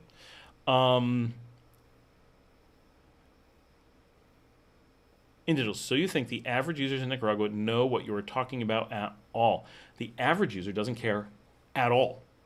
And that's the thing. They opt in, right? It's not important, so they don't research it or worry about it. And it doesn't affect them, right? The fact that the government can track which websites they frequent and stuff like that doesn't matter to them, right? It's not used against them in any way. It doesn't, change their lives. So it's, everyone likes to talk about security, and it's like, oh my gosh, how do I stay secure? And then the things that they propose are like, what difference does that make, right? You think the government's spying on you? It has no useful way to use that data, right? But a private company, they might be spying on you because they may have a way to monetize it. And fewer regulations, right? A private company getting caught with your data doesn't get in trouble. The government could have negative ramifications or connotations, even if it just looks bad. So they're much less likely to do it casually than a private company is. Gooch or mice, they are truly dinosaurs. 404 says, it would take a real idiot to come here and do things online that they would be concerned about getting in trouble for. Work your remote job, earn your online income, and spend money here. Richard Burrill says, any grass-finished beef in Nicaragua? It's just grass beef in Nicaragua. Like, all the cattle just eats grass. They're everywhere. They just wander around eating grass. And I mean all of them. I've never seen a cow or cattle eat anything but grass, like on the side of the road, ever. Richard says goats. I don't think that's right. There are no chickens that eat goats that I know of. That would be a scary chicken. 12. Lol, they knew it was Kroger. Richard says lamb? No, the chickens don't eat lamb either. If you chopped up a lamb in small pieces, chickens would definitely eat it. They will eat anything. I don't know what the question is. Are you saying grass-fed goats and lamb? I have not seen much lamb here, very little. Goat we see, but I never see it eaten. It's more of pets, and I think they get milk from it. Yes, they have lamb, Cordero here. They definitely have it. It's not a lot. Angel says, they can identify power users like you. There are not that many. They can identify me from behavior, but only because I'm not doing anything to hide it, right? If I wanted to do normal things and disappear, they have no way to identify me. They really don't. It may seem that way, but when you're actually looking at the network traffic, they definitely can't, right? If I wanted to keep doing the exact same thing in the exact same way, they can identify anybody, right? You can guess at anything. Amazon can guess when you're pregnant. 20 years ago, Amazon could tell you were pregnant before people could, right? Just from the patterns that change. But they can't actually guarantee you're pregnant. They're just pretty confident. And that's the same thing. They're looking at patterns and saying these patterns seem to be the things that these people do. Well, yeah, if you're the one person going to these websites and you're making it clear that you're going to those websites, sure, they can tell it's you, but they can't tell what you're doing in most cases. and you can determine what they can tell. But if you just need to send an email or do something casual, you need to communicate with somebody, you can disappear real quickly, and they can't identify the traffic until you do so much stuff in the same way that patterns match up, and then they're just guessing. And it's really difficult if you're moving from place to place and not staying still, which anytime you just stay still, eventually you're identifiable as the person from this location. But even here, they have no way to identify me other than the fact that I have this show and say what I do. They wouldn't be able to identify me from the other people that share this connection, right? All of our traffic is mixed together, so they can identify us as a household, yeah, but as individuals, they would struggle a lot. There are certain things are super obvious. This traffic to YouTube in the up direction sure seems to be coordinated with this guy who's a YouTuber. Duh, right? But I'm essentially announcing that traffic, right? Whereas if you're a person who is trying to do some banking or send an email, right? If you're using Gmail, for example, and you go to the park and send an email, they have literally nothing to identify you with. Power users. D. Gilbert, how much would your house you rent now cost to buy? No one knows for sure, but we estimate about 120 to 130. It's way outside the city, not in a expensive area. If you were to put this downtown, crazy expensive. But out where we are in a small community, we know that they would like to get more than that. We also know that it's been for sale for decades and no one has shown the slightest interest because it's way overpriced. So if it was actually to be at like 120 or 130, I think someone would jump at it. We would have jumped at it for 140, I think, had they not destroyed the garden. Because they destroyed the garden, we're not willing to even negotiate on it because we know they're not going to come down to 120. If they came down to 120, honestly, I don't think I would buy it. Even though I live here. My kids kind of want it because they've lived so much of their lives here. But when you really think about all the problems that come with it, it's not just, is it a nice physical property? It is. It's a very nice physical property. But when we talked, because we did talk about buying it a lot, so this is a good discussion, I think. So stick around, guys. Let's talk about this. We did talk a lot about potentially buying this house, and we approached the owners to talk about buying it, and assuming everything is cool and easy to buy and the paperwork's all in place, which we assume it probably is. They built the house. It's been here forever. It's not like it's changed hands ever, so that makes it a lot easier. What we said was, okay, for this to be a house that we would actually be willing to invest in, what would we do? Well, we really want to get the property next to us to have a little bit more breathing room. It's a little bit too small for us to own, but we wouldn't have to do it. That would be, maybe. The upper garden, we would want to put in a pool. There's no other spot to have a pool, which sucks because we'd have to wipe out the garden to have a pool. If we could get the space on the other side, then we would put the pool there most likely, and that would be great. But then it would be more money. And we understand that would be up from the 120. But we want to put a pool up there, but it doesn't have great space for a pool. It just has okay space for a pool, which is good enough. We would want to replace all of the roofing, all of it. The roof is old, and you can't see it. I can't just take the camera, but this is all dark wood. Now, this room I would keep. But the rest of the house, the ceilings are terrible. And they look nice until you realize they're in old shape. They're super dark. And there's a ton of lizards that live up there, and sometimes they pee on you. So all of that is disgusting up there, and it makes it really hard to air condition. So we would want to completely rip off all the roof and redo it. Really, we'd want to put on a second floor to have enough space because the house is terribly laid out. We would want to convert large portions of the house into something quite different. The front entry, we would want to put up walls, close it off, put in new windows, and turn it into an enclosed living room, which we would do, and we would like it, and it would be super comfortable and nice. That'd be cool. But we're basically doing new construction. It would be so much construction, it would be roughly the same price as building that room from scratch. That doesn't make a ton of sense. This section over here, I know it's hard to imagine, but some of you have seen my office wall with my neon beard picture and the cool wooden wall. That's my door over there. That's what I'm looking at. This connects to a matching room beside it, and there's a tiny bathroom in between. It's more than a powder room, but it's almost a powder room, but it does have a shower. This little bit we would close off with another door, make this all open up, seal off the bathroom, and turn it into an office, bedroom, bathroom suite. That's all behind a single door, so I can air condition the whole thing. My dogs can move back and forth and have a lot more space. That would be not too bad to do, but it would be a bit, and none of it is quite what I want. The spaces just aren't enough, which I may do now, but if I was to own it, we wouldn't be super happy, and it'd be like, oh, we just put in a lot of effort for it to be better, but still not what I want. Our kitchen we absolutely hate. So it's plenty of space, but so badly designed. We would take the kitchen and the dining room, rip the wall out in between, possibly rip out the outside wall because there's no reason for it to even exist. It's wide open anyway. Open that whole thing up at least on the inside, but honestly, we might rip the outside wall out. It's so dumb. And then make it one giant commercial kitchen because it's the only thing that has any sense whatsoever. So that's a major construction project, and we would replace literally everything. We would strip it beyond the tiles and rebuild the entire space with new walls, new support, everything. Next to that is a converted space. We call it the gymnasium because of some legacy reason. It's just an enclosed outdoor nook of the house. It's not very big and it's not very practical.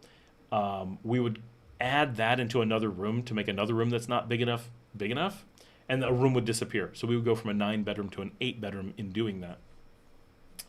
And that would just be wiped away. My kids' rooms, we had a bunch of construction we wanted to do there to make them acceptable, but they're still really small. The main living room, there's a bunch of space and we want to do a bunch of stuff with it, but the house leaks terribly. And I don't mean like there's pipes leaking that we can fix. I mean, the way the house is designed, that even though the whole thing is under a roof, in every single storm, the whole living room is underwater. The way it's designed, it can handle being underwater, but it only works if you have no furniture in it. So my living room, which is 50% of the house, is completely empty. There's nothing in it. It's just a giant open space that makes it annoying to get from one part of the house to another. So it ups our square footage and makes the house seem amazing until you try to live in it and realize it's useless space, but there's no good way to incorporate any rooms. We would have to tear the house down and rebuild on its footprint to do something sensible. That's almost worth it. But why the heck would we spend $120,000 on a lot? We could buy this entire lot. We could buy the entire development here for $40,000, right? Which is 8 lots, 8 big lots, and then not have neighbors.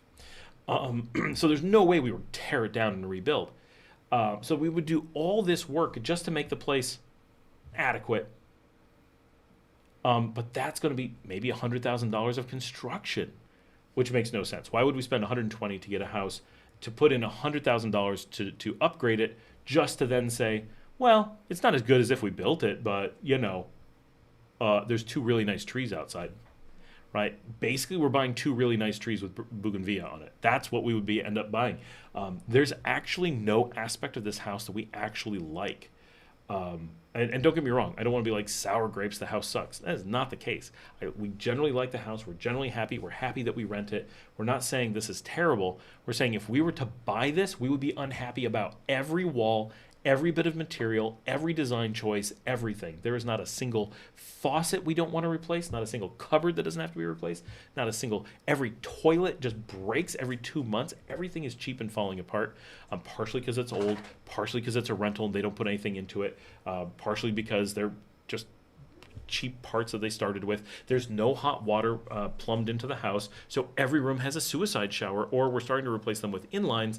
But all of it's super expensive. Electricity, because it's not designed for anything.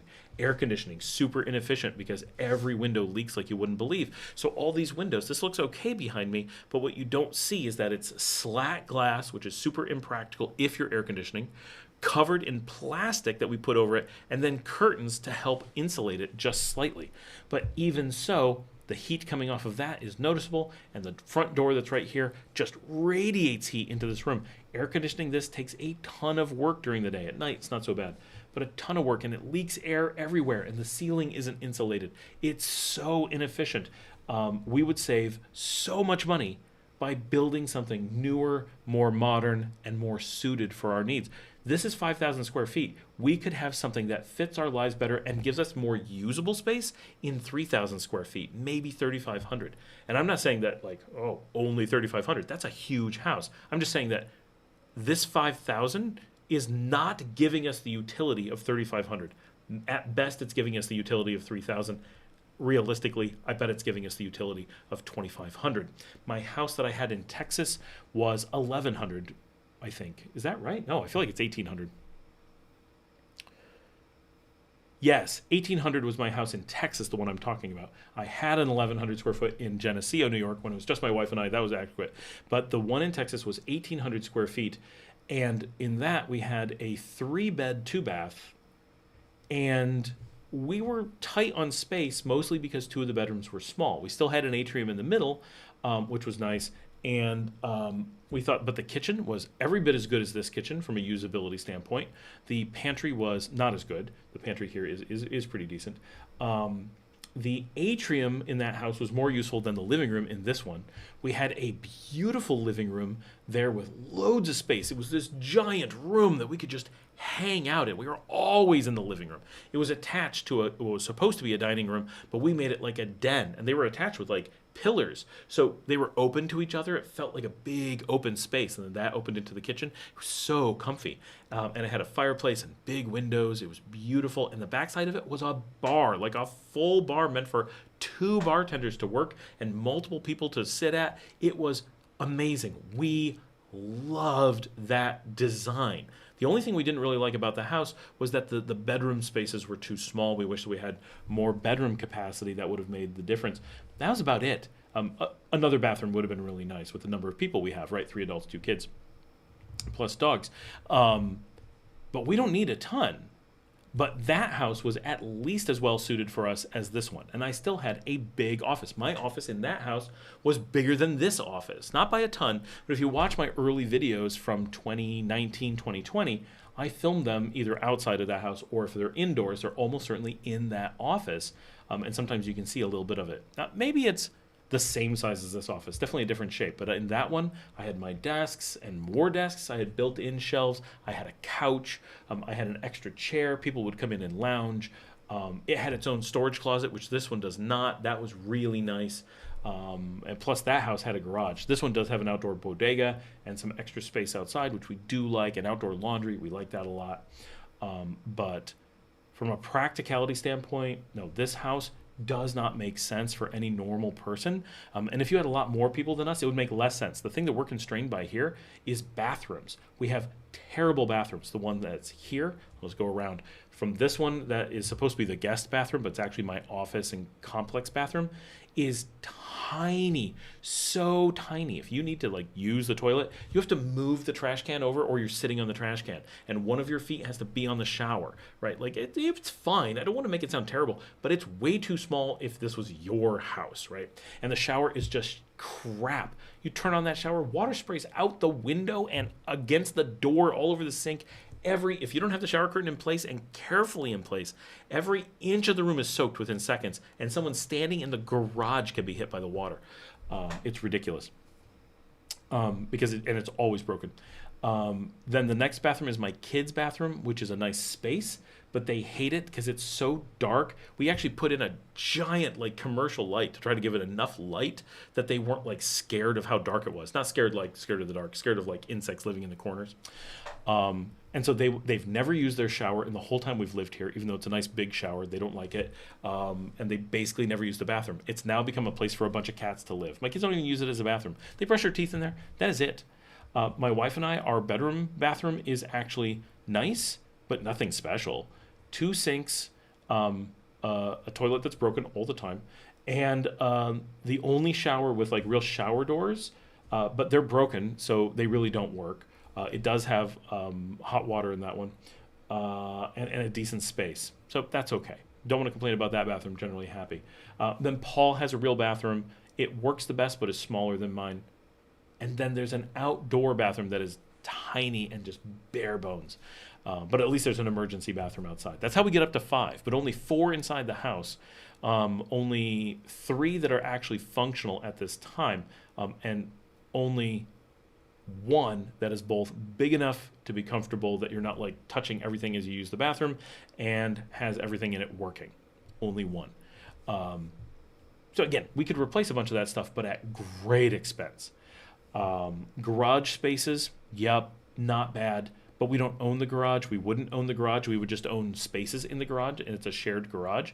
That's fine, but it's not ideal. We have a beautiful laundry space outside. I do really like that. The water here is on a pressure system rather than a tower. There is the remains of a tower here that in theory could be made to work. So again, we'd have to invest in tank cleaning, maybe a new tank, maybe a new pump, maybe new pipes.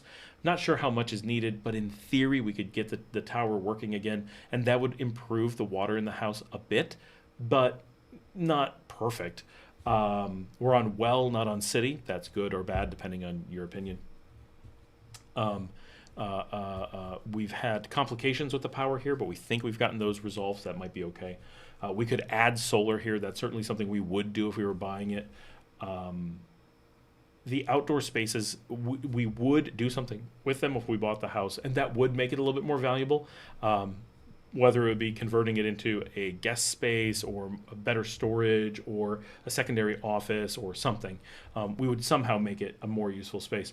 But even if we did all that work and all that money, it wouldn't be that great of a house. We would definitely end up hitting at least $225,000 if we could get them to sell it to us at value. And then we'd still be left with a house, that we spent way too much money on, that is only acceptable for us long term, and still has this huge problems like this giant living room that makes no sense whatsoever, and we would still be completely visible from the road, which is absolutely unacceptable. You can see into about 4 of the rooms of our house and all of the outdoor space now because they took down the security wall. Everything's visible. Totally awful. Will not consider it. We will not live here. Even now, we're looking at how to move out because they made it to the point where our rent isn't really worth it. We're not going to just move anywhere. They made it so we're right on the edge. Like, we will move when it makes sense. We are actively figuring out how to move. We're not like, oh, we have to go right now. But do we want to renew? Absolutely not. That's where we are. Because we went from what used to be decently private to absolutely not private. And the place has other people inside the community, right? We're not the only ones inside the gate, and that situation has been okay, but it's certainly not ideal. It's not what we're looking for, and to permanently own in a situation where, like right now the neighbors are okay, but they could change. That's a worry when you own a place. You don't really want that to be a thing you have to worry about. So really looking to not have that, right? So that's really where it doesn't make sense for us. And I don't know who it would make sense for. And there's a reason why. In all the years we've known this property, one person one time was talked by a real estate agent into coming in and looking at it. And the guy literally walked in the door and went, oh, interesting. No, and left. That was it. Didn't really tour the house. Like, he just saw it and was like, this is a decent place, but it doesn't make any sense for me. And when we first looked at it, we were told this is a house we really needed to consider. I turned it down. I was like, it's cool and all, but this isn't the house I want at all. We tried to get some other houses, didn't get the one that we actually wanted. Looked at a few. One of the ones we looked at, a lot of people have tried to get since then. It's not good for us, but I could see it being good for a lot of people. And then it was probably my wife was like, maybe we should look at this one again. So we came back and we really looked at it with a second look, and we're like, we can make this work. And we have made it work. And I don't want to complain. I'm happy that this has been our house for a few years. It's taught us a lot about what we want and don't want in a house, how we're going to use it. The kids got older while we were here when we first moved here. The Jack and Jill setup made tons of sense. They still like that a lot. They like having a combined complex. But they've now learned that, yes, having a shared bathroom is silly. Each of them having their own private bathroom is way better, and just share maybe a living room between their bedrooms instead of a bathroom. That's way better. So they've learned a lot about, and they've gotten older, right? When we moved here, my daughter was 11, and she's going to be turning 15 in a few days, right? So let me see if that's right. We moved here in late 2022. So she was 11. She was 11 when we moved here, and she'll be 15 shortly. Yeah, that makes sense. We've been here for 4.5 years. No. We've been here for 3.5 years. Yes, from late 2022 to early 2026, 3.5 years in this house. So my kids are very different, right? And my eldest will be 18. She was 14. So they were 11 and 14 when we moved here. This year they'll be 15 and 18. So what they want from their rooms and stuff is very different than what it was when we first moved here. So it's we're starting to outgrow the house as well. But they're going to miss it for sure.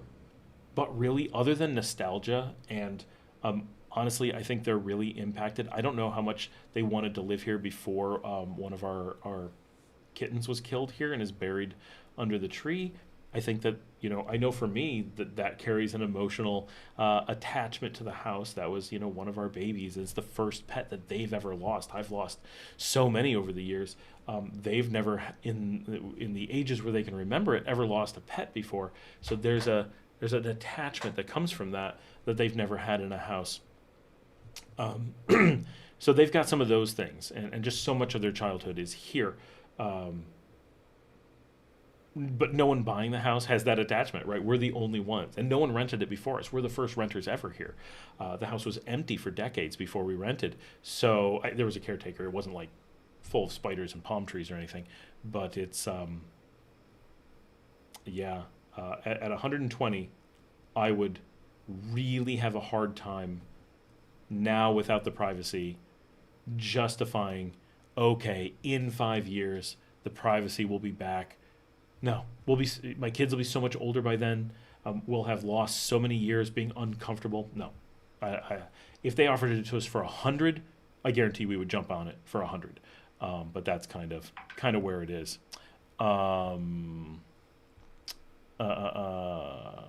Toast is not bad. Is fish in Matagalpa or Esteli almost as fresh as in Leon or Rivas? I'm going to say no.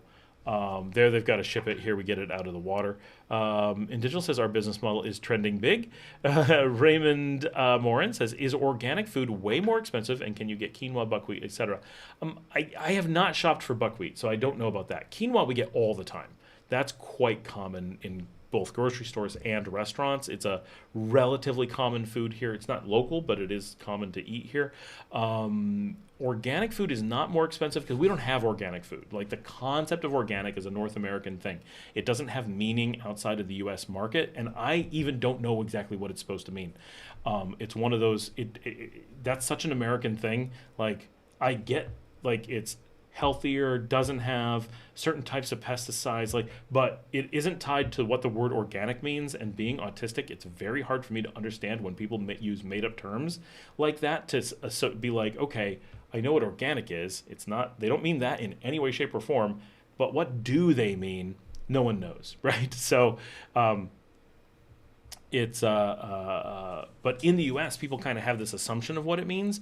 Outside the US, no one does. So you can find really healthy food. You can find things that are organic to U.S. standards, but you're not going to find anyone labeling things as organic and talking about them as organic.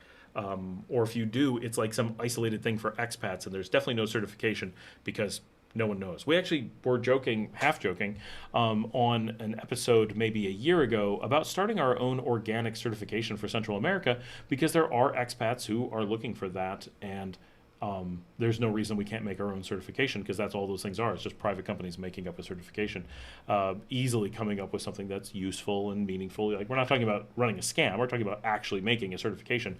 But we would have to come up with our own rules as to exactly what qualifies as organic in a meaningful way that people are getting some value out of it, and then having to inspect and provide it. And would anyone shop based on that? That's the biggest problem, is we don't know. 12 says, lol, 4 Wi-Fis, that's what I'm talking about. I mean, it's a big place, and these are concrete walls. Even with 4, we really should have 6. There is my business partner's bedroom is very weak signal, and the outdoor guest space has essentially no signal. But the yard and the front gate, that all has signal. The garage, I think, has. So there's bits that are good, but there's dead spots for sure. Scott, I think you said there were a lot of firecrackers in Nicaragua. Yes, they manufacture them here and they use them like crazy. Is it about the same in Costa Rica in the central highlands? I think you mean from a temperature perspective, and no, central Costa Rica is higher and much cooler than even the highlands in Nicaragua. Like, it's noticeable how much cooler it is. There is a little bit of similarities. Like Jinotega will start to feel like lower reaches of the San Jose zone, but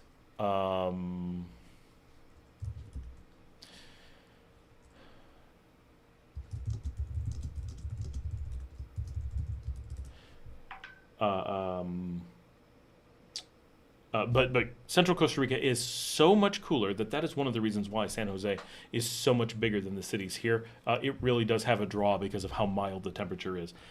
Jinotega, Matagalpa, they're nice temperatures. I really like them, but it does get cooler for sure. Indigenal says Granada is soft landing. Roberta Carlson says, great info, thanks, Scott. You are looking like you are feeling strong. Great show. Well, thank you. Yeah, I have more energy today for sure. I should point out, we've had all of the kitchen pipes totally clogged, which is, hardly the house's fault. But again, no hot water to the kitchen, no easy way to add it. It took an entire day of a handyman cleaning out the pipes to get water flowing in our kitchen again. It's not the end of the world by any stretch, but it's a poorly designed house for the volume of people who live in it, right? The amount of food that gets made here, and so it just doesn't work out great in that way. That being said, the yard space is so fantastic for my dogs, but it is not fantastic for the cats. And like I said, our one was killed because it came into contact with the dogs, and we're never going to move past how painful that was. And one of the things in having a new house is we have to have total separation between the dogs and the cats, and the ability for the dogs to patrol and do their thing and be dogs without a situation where the cats just can't stop being exposed to them. But for the dogs, the yard has been very good. Toll says, oh, that's cool. Indigenal says the data centers will be... it's scrolled. Hold on. The data centers will be there soon, so we can extend and... we'll be there soon. We'll see. Hopefully, data centers here soon. He means here in Nicaragua. Costa Rica definitely has them. Richard says, so we can extend in Rivas. You should be, if you're living in Rivas, you should be able to extend there, yes. Meaning, he means the 90-day extension, so you can get closer to your 180 days. Your 30 days extension should be able to be done at the Rivas Migracion. Ometepe, he says. Ometepe does not have a capital or a large town, so no, you won't be able to do that on Ometepe. Indigenal says there is not grass. Where, do you mean grass like in the yard? We have grass here, but our front yard has all dried out, so it's not right now, but the rain will be here soon and the grass will be right back. There is grass. We are not going to take great care of it. All the sprinkler system is broken, and we don't care. And the owner doesn't care either. So it's just, we're not going to put a bunch of effort into maintaining grass that doesn't matter. The ISPs manage it all. The government hires them. Well, yeah. Indigenous says, every gringo I saw there that had bought something regretted it. I wouldn't go quite that far, but nearly every foreigner who buys here does end up regretting it, mostly not because buying is bad, it's because they're buying way too early and long before they know what they're doing. If you were to move to the United States, I say this all the time, if you're a Nicaraguan, you move to the United States, and you bought in your first 6 months, you don't know what you're doing, you're going to pay too much, not as, you've got comps and stuff, so you've got some protection, but you're going to pay more than someone else is going to pay, and you're going to get a house not as well maintained, and there's just going to be a lot of things you don't know what to do, and most importantly, you're going to end up in a spot you don't know about, and later be like, why did I buy here? Whereas, so we have the same problem here, right? Every expat I know, they buy before they know they're going to stay. That's huge. You would not believe how many people buy, and then after like 2 years, they're like, oh, I guess I'm moving on now, right? And part of that is pretty consistently, and certainly not everyone, like by any stretch, but with a really high rate, it is when you move to a new country, your life goes through upheaval, and the rate at which new retirees, new expats, and such are getting divorced. Their kids grow up and move away, right? That's just what happens. They realize what it means to live far away from family. They realize that they needed to fall back on a job and never thought about it. They realize they didn't plan and didn't have their lives together to be able to move abroad. They have some emergency that happened back home, and they feel that they're pulled back. They just figure out that their life is completely different than they imagined it would be, and so whatever. There's like this list of things that just tends to happen. And some of it's caused by being an expat. Some of it is caused by retiring. A lot is caused by retiring and becoming an expat. Just huge life changes all at once. And some it just happens. You put it all together, and the rate at which people are like, oh, I was not actually ready to be tied down to a location, let alone a new one that I didn't know about. Oh, no. Right? And then they really regret it. It's just natural. And there is something about moving to a new country that essentially makes all people lose their minds and swear and fight and demand that they have to own a house. No matter how illogical it is, how completely unable they are to come up with a reason why they need to. And I get it. Owning a house is nice. It feels good. It's emotionally satisfying. And I love having a place that I can work on and improve and change and like that kind of stuff. That matters a lot to me. And I'm sure it matters a lot to a lot of people. I want a garden and have it be my garden. Things like that, right? So, and just like here, I'm not taking care of this garden. If she wants to water it, she can water it. That's fine. If she wants to use the well water to do it, yeah, but I'm not spending an hour of my time watching the sprinklers, and I'm certainly not repairing her sprinkler system, right? It's old and unmaintained, not my problem. I'm also not paying for the exterminators to deal with the ants that are eating away at the foundation. Some of the stuff in the garden has already collapsed from all the ant infestation, right? That's not my expense. I'm a renter. She knows there's ants. If she wants to deal with it, she can. She doesn't care. The house will fall down eventually. Not my problem, right? She does take care of termites, but she doesn't take care of ants. Fine. Her decision. Doesn't affect us. It's in the foundation, not in the house. But it's just outside of that value, which is real, almost everything about owning a house is a negative. The customization, if you're custom building, is worth something. But if you custom build, you're not getting the value you get from buying it at low market. And so almost everything, what people do is they hear one thing, rents and buying are cheap. And once they hear that, they go, well, I'm going to buy. And then they'll say anything to try to excuse it. And no matter how much every factor says buying makes no sense, they'll just lie to themselves. They're not, not hurting anybody else. They'll lie to themselves up and down about every single factor, trying to find any excuse to justify buying a house. Everybody does it. Let me tell you, if you haven't been in my position where I'm talking to thousands of people all the time, I guess it's not thousands all the time, but thousands over a course of time and dozens to scores, maybe hundreds all the time, it's truly mind-boggling how predictable, how many, and how deeply people will say anything to try to make me feel like them buying a house somehow makes sense. And all you have to say is my emotional state of buying a house is worth losing hundreds of thousands of dollars to me. I could care less about the money. I could care less about how it impacts any other aspect of my life. The emotional value of it to me right now is hundreds of thousands of dollars above, just thrown away. Hey, there you go. You made the evaluation.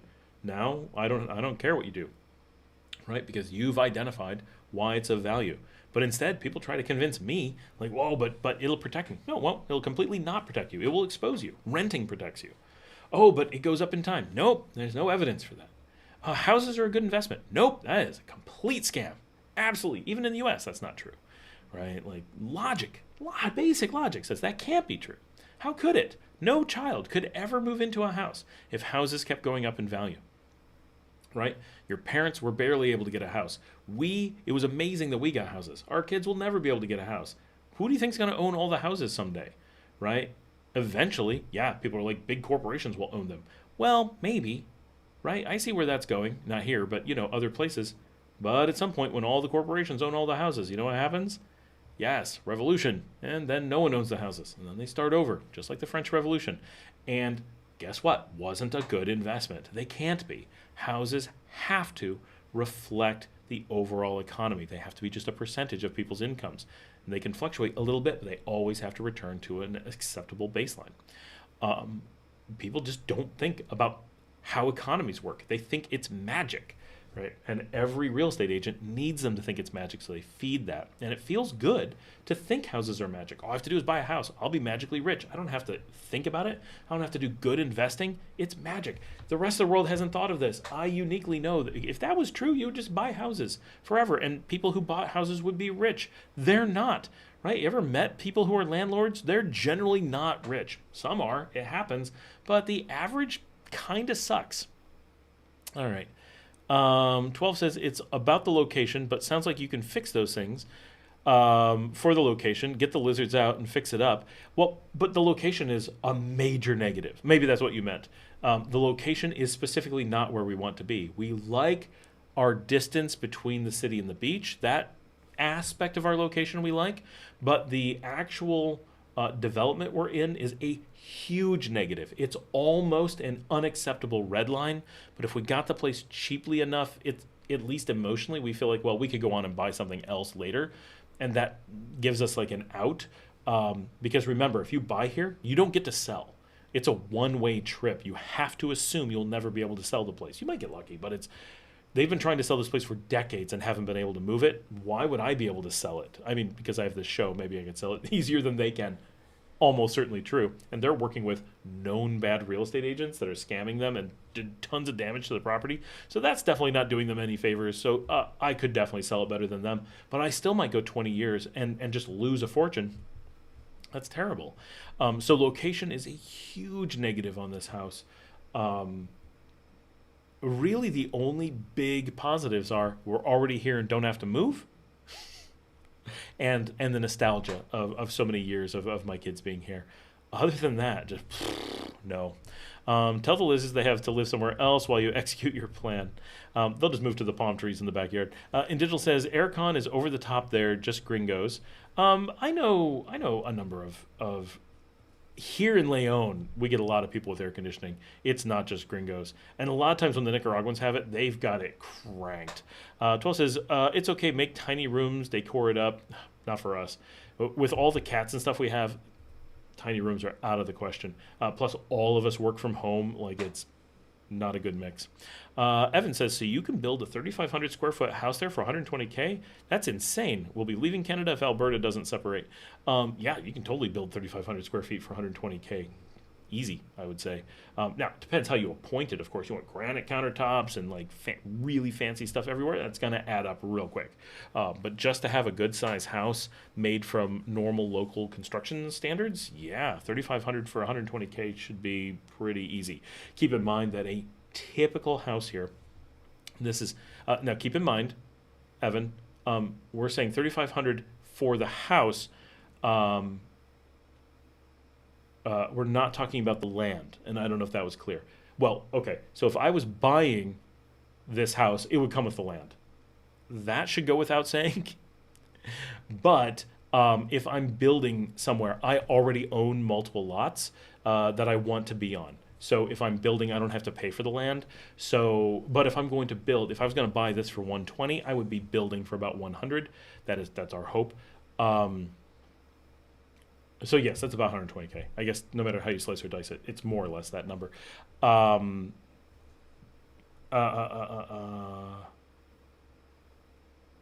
I guess that's about it. Yeah, 3,500. You should be able to build for about 100,000. The thing I was saying is keep in mind that a typical house, what we consider like a Nika house, not a city lot. Those are weird. Like there's no way to actually price those because of the bizarre ways that they're built. But what we're talking about is freestanding houses in a normal Nicaraguan community, which is either gated or semi-gated or pseudo-gated, such as Castelleon. I say pseudo-gated because there's a spot for a gate, but they didn't put a gate in, and the whole community is like kind of walled in, and it feels like a gated community. There's actually no gate, but it's also in the middle of nowhere. So like, who would you close the gate for? It doesn't need to be gated in any way. Totally safe, no reason to. But it feels like that, right? It's got that kind of vibe. A typical house there, they're going to be very small. So you're talking maybe let's say 800 square feet. But so we're talking about the land in a development. I don't want to build in a development. I specifically don't want that. But this is land in a development with services, right? Like light security, maybe 24 hours a day, 2 security guards, so they like patrol the community. But that still gives you a lot of safety and convenience. What if some emergency happened and you fell and broke your leg and you're laying in the front yard? You lay there for a little bit, either a neighbor or security are going to wander by and they'll get you help. Those places typically about 700 to 800 square feet, which is a tiny house, 3 bedroom, 1 bath, nothing fancy, but a completely normal Nika house will be about 32,000. So if you think about building for 120, because remember that includes the land, you could get 4 of those lots for 128. That's slightly more. So at 128,000, you could just, without negotiating, without doing anything, you could buy 4 800 square foot houses plus their lots with 4 driveways, 4 separate deeds, 4 separate everything. So that's 4 bathrooms, 12 bedrooms, 4 laundries, 4 living rooms, 4 kitchens. You see where I'm going, right? Now, they're not furnished for that. Remember, they're just construction. And that's not fancy in any way. These are very standard Nicaraguan homes. So this is finished, just finished very Nica. But 4 separate lots priced as individual tiny lots with outside wall, like everything's redundant. Now it's only 3,200 square feet, but it's 128,000. But it gives you a feeling like that's what it's like just buying 4 houses next to each other. Imagine if you didn't have to have 4 sets of outside walls, 4 sets of kitchens, 4 sets of living rooms, and instead made the rooms bigger, did 3,500 square feet. Don't put 12 bedrooms in it, put in 5 or 6. And most people would even just stick with 4. I don't know why people put in so few rooms. I always want 5 or 6 bedrooms. Like, come on. Who doesn't want room for everyone plus some guests? Like, I mean, once you're putting in a 3,500 to 5,000 square foot house, like, really? Don't put in multiple kitchens. We actually do want to put in multiple kitchens. That's a thing we want to do. But we want to make all of our stuff much more efficient. But if you're constructing a single 3,500 square foot that is designed to be 3,500 from the beginning, with larger rooms, fewer walls, only 1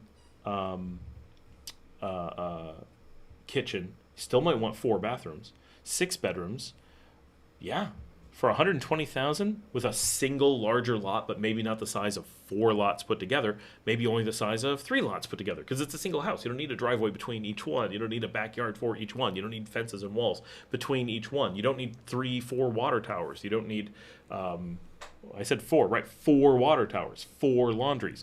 1 laundry that's the size of 3 of those laundries, right? Like, you could end up with a lot of great space and it's not like, one of those houses with 3 bedrooms has the same number of people, so ergo the same amount of laundry as this 3,500 square foot house. You don't need so much more laundry space, right? You can make do with less because it's not scaling up in the same way.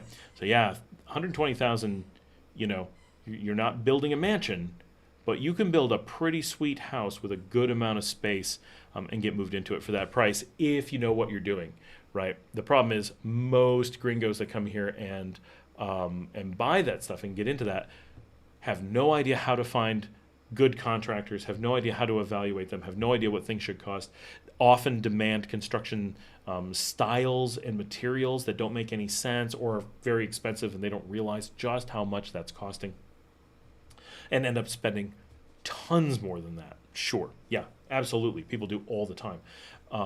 But for those of us who live here and are, compromising and thinking about what we want versus what is capable, looking at what real construction companies are building here and saying, okay, I see we have to live within that limitation, but we certainly can, right? We come up with things that are very good. And it's amazing how much building your own place or doing some modifications like this house, one of the things I hate so much about this house is that the walls are all a dark cream. I don't mean like dark, but they're like, a light beige, meaning a dark cream. hate that color. It basically looks like 100 years of people have rubbed on the walls and it's uniformly dirty. And the ceilings and built-in cabinets, there's no built-in cabinets in this room, but all the doors, all the built-in cabinets and the ceilings are not quite ebony, but very dark wood. So there's no light in the house at all. If I was to go and paint all of the surfaces white and replace a few light bulbs, it would be a completely different house just from how bright it would be. And you'd be able to see, because right now it's just shadows everywhere because the light, you can't tell because I have studio lights in here, but in all the other rooms, it's such harsh lighting. That is such a Nicaraguan thing. Those things make me not want to live in these houses. But if you own your own or do a bit of work, it's really easy to fix that. Like, what a minor thing. But also, Nicaraguans, typically, because they're used to it, are happy with a single light source in the middle of the room. I want lamps and pot lights and things all over, which new construction here does all the time. But an established house almost never is going to have that.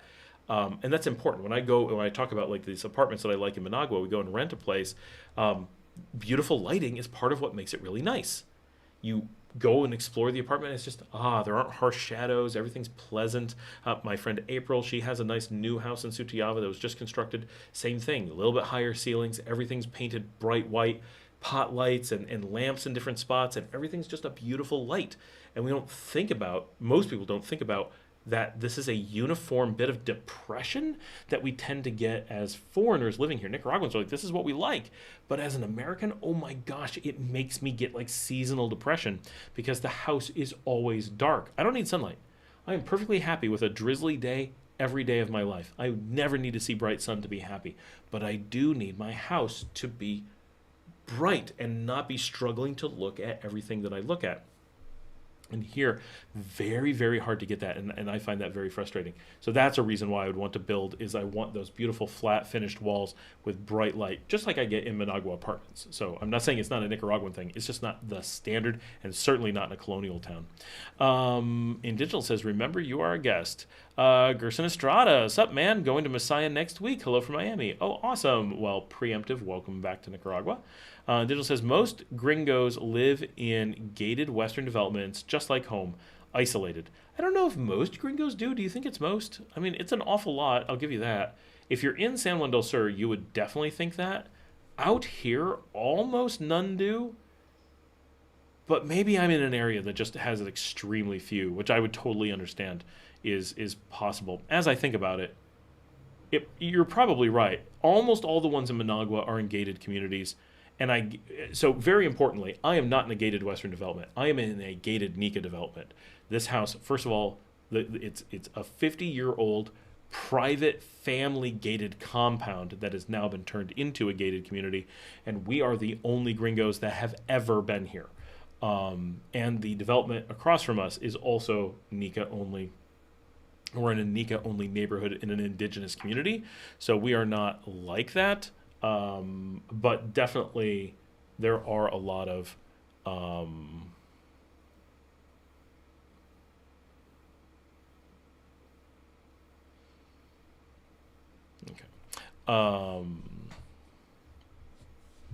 a lot of people doing that. Yeah, maybe it is most. Indigenous says everything is organic. I've heard from a lot of people that's not actually true. I thought so for a while. And certainly a lot is organic, tons and tons. Like I see stuff get harvested that has certainly never seen anything, right? You can just eat the fruit off the trees because there's not even organic stuff on it. You don't need to wash it off other than the dust, and who cares? Well, kind of gross. Okay, yeah, wash it off, but it's just dust. But there are places that are using fertilizers and pesticides. They do exist. But most things, I think he's right that the majority is organic. Andres Gonzalez, is finding a job difficult or an option? It is both impossible and not an option. So there you go. But that is the case, right? Now, if you're Nicaraguan, it's all but impossible, right? Unemployment is the national crisis, has been for some time. So finding any job is going to be extremely difficult. And the jobs that there are pay extremely little. So if you're a foreigner, there's no condition under which you would want a job, right? You, even if they were widely available and you were totally allowed to work, you would immediately go, oh, I was confused. I'm sorry, I shouldn't be looking for a job. I've never met someone who would actually accept a job here who was foreign and had access to a foreign market. But because it is the national crisis and has been, there is both no way that someone would hire a foreigner to do a job that a local could do, because what benefit do you bring to the table? Realistically, nothing. You're just a liability. But the government will never allow it. The amount of trouble that you and an employer who did that would be in would just be astronomical, because they will never give you a visa. Right? It's just, it doesn't look good and it doesn't help the economy. The one thing that they want you to do, this is the most important thing from how do you make Nicaragua happy that you're here? Make jobs, don't take jobs. That's it. So if you can find a way to generate jobs, they'll do anything to keep you. If you are somehow removing jobs from the economy, basically by taking them or by, I don't know, somehow destroying companies, then that they're going to get rid of you. But that is definitely never going to be an option, which amazes me how many people ask that, because it really requires not understanding the local economy, because regardless of what you're allowed to do or easy to do, the thing that matters, right? Because the question is, can I find a job? Not would I want a job? Because that's the actual thing. Why would you be seeking a job? Because minimum wage here is about $2.25 now. It has gone up. No, it must be higher, about $2.45. We're the second lowest minimum wage in the Western Hemisphere, with, well, other than Cuba. Because Argentina has now fallen to $2.33. So we are just a smidgen above Argentina in minimum wage, and tons of people are working at minimum wage. And if you're a foreigner looking for work, you can pretty much assume you're going to be stuck at minimum wage if you want a job here locally.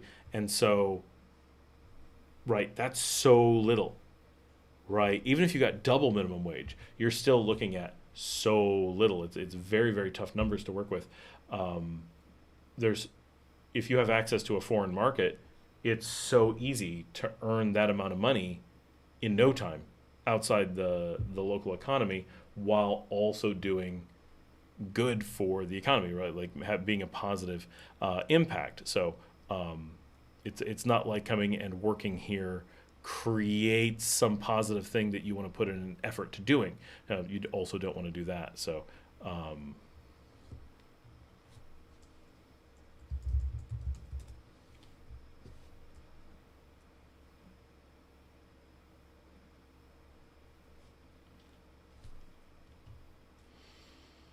gated apartments, find a job. In Digital says, never go there to find a job. They need them. D. Gilbert says, Scott, I almost feel like Granada was cheaper than Matagalpa. My rent was cheaper. My groceries were cheaper. Maybe because of proximity to Managua for distribution of goods. I mean, I guess there might be. Whenever I'm doing anything in Granada, whenever I talk to people in Granada, so groceries I would expect to be pretty good. But rents normally we see in Granada are high, like double Leon. What did you get for rent there? 12 says, lol, the dogs and cats. Oh, my dog, yeah, they're crazy. Individual says, the world economy is unpredictable at the moment, too. Globally, I think it could be good for Nicaragua. Nicaragua's definitely been the beneficiary for some time. So hopefully it's going to continue to be. Lol, move. I get it now. Move. Janet says, except for Ramon and I, we never use air conditioning, but do use fans. We do have it available for the master bedroom, but it would be too cold for us. Individual says, if you want to build something, there is Nika time. Lol, it drives gringos to cry. I honestly don't find that. As a gringo who's done construction here, like, we love Nika time because it moves so fast. That's consistently one of the things we like here, is how quickly things get done. Unpredictable, yes, but my gosh, have you ever tried building in the U.S.? It is so slow. Oh, 12 says, true math, haha. Shadows everywhere, shake my head, stop. It sounds crazy, like what a big thing to be concerned about. It's awful. The shadows everywhere, the darkness that we live in is just painful.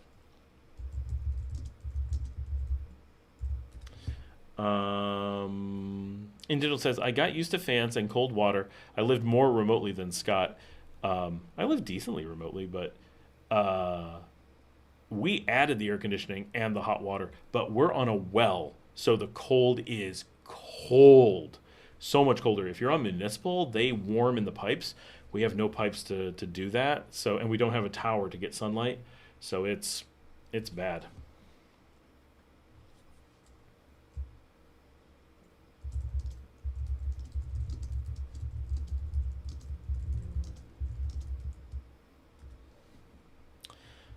Um, 12 says you can make that $2 online.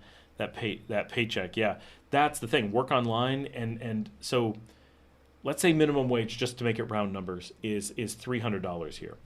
What does it take to earn $300 working online for the U.S. or Canada? Well, minimum wage in the U.S. is still like $7.50, but realistically, it's a lot more like $10. Let's just say it's $10. That means 30 hours. So a pretty typical long part-time job is 32 hours a week in the U.S. 40 hours is considered non-professional full-time. 50 hours is considered professional full-time. 32 is like the barrier where you're like a part-time person, but working a lot.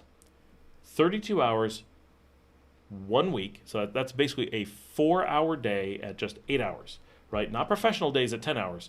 A blue-collar day online 4 times in a month. So you could do it 1 day a week for 4 weeks a month, and a month is 4.5 weeks, right? So every few months you get one off. But if just 4 times a month you worked 1 day, you would earn the same if you were making $10 in the U.S. online versus minimum wage here.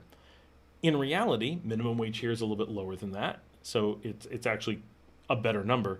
But also, if you're making minimum wage here, you have to pay minimum taxes. Not very much, but you do have to file and pay those taxes. If you're working online from the U.S., you are tax-free. Now, at $300 a month, you're basically tax-free no matter what you do. But instead of having a tiny bit of taxes, you would have 0 taxes. If you ended up making more money from the U.S., it'd still be 0 taxes. Whereas the more money you make here, quickly you start paying more and more taxes. So you actually, in working 32 hours a month, not a week, which is essentially nothing, right? You're coming in right about an hour and 15 minutes per day on average. If you could make $10 an hour, is enough to make significantly more than a minimum wage or even near minimum wage earner in Nicaragua. And probably a whole lot easier, right? You're not working in the heat. You're not trying to do it in another language, presumably. You're not trying to figure out another culture to do it with, and so forth. It is extremely, extremely easy to do work online. And if you're taking a job here, again, you're hurting the economy. Somebody needed that job and now doesn't have it. But if you are doing that work online, you are bringing, even if it's just $300 a month, you're bringing in, like a little moth flyby, $300 into the economy that didn't exist previously. And sure, it's only $300, but you're going to spend all of it here. I mean, you have to, right? Rent, food, like $300 is not going to go far.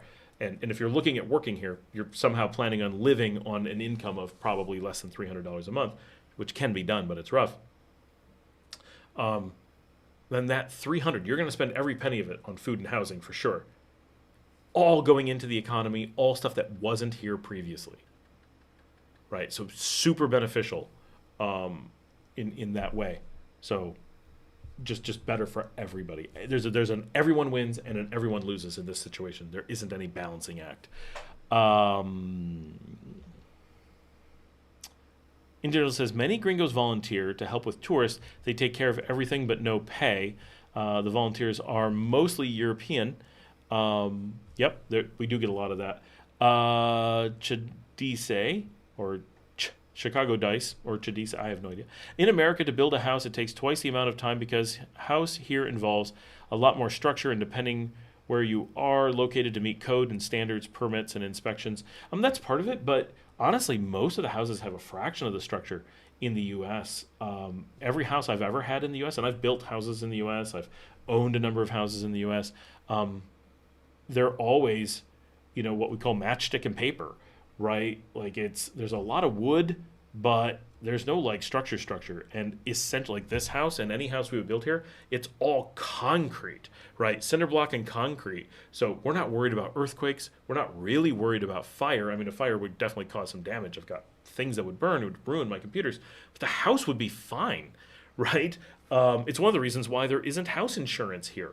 I mean, it exists, but no one gets it. Why? Because you're not worried about fire. You're not worried about earthquakes. You're not worried about, random things destroying your house. It's really, really strong, heavy construction everywhere. And so houses last hundreds of years.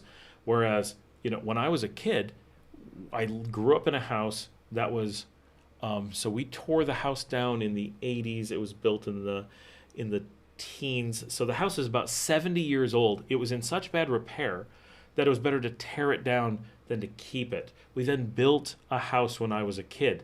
Now that house is still standing, but it's considered really old and not very nice. And it was brand new, built for my mother. When I was 8, not 1, right? But at 42 years old, it's considered an old house that's seen its day. This house is older and is considered new. It's not even got wear and tear on it, except for the parts we don't care about. Totally different, right? You go downtown here in Leon, those houses top 200 years all over the place. You've got ones topping 300 and 400 years.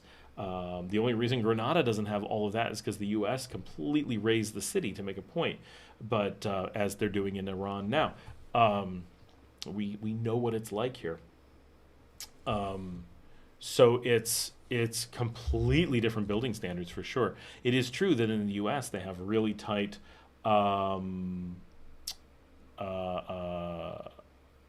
like electrical standards that we do not have here, right? However, we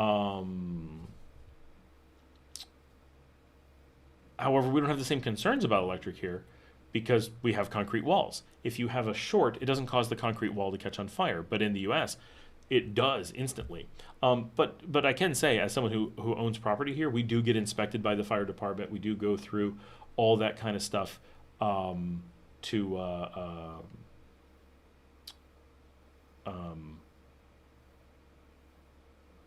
maintain our buildings, right? We certainly have all those code things. We're constantly having to upgrade things because people build one way and then they inspect and they're like, nope. So that's it's there. It's not the same, but it is real. But because of the strong construction here, so many things are different. Now we don't have as much inspection. We don't have as much code for sure. But we also don't have the fire concerns, right? We basically build with non-flammable non-flammable materials, and so unless you're doing rancho roofs, you're really in good shape. So those things are fantastic, right?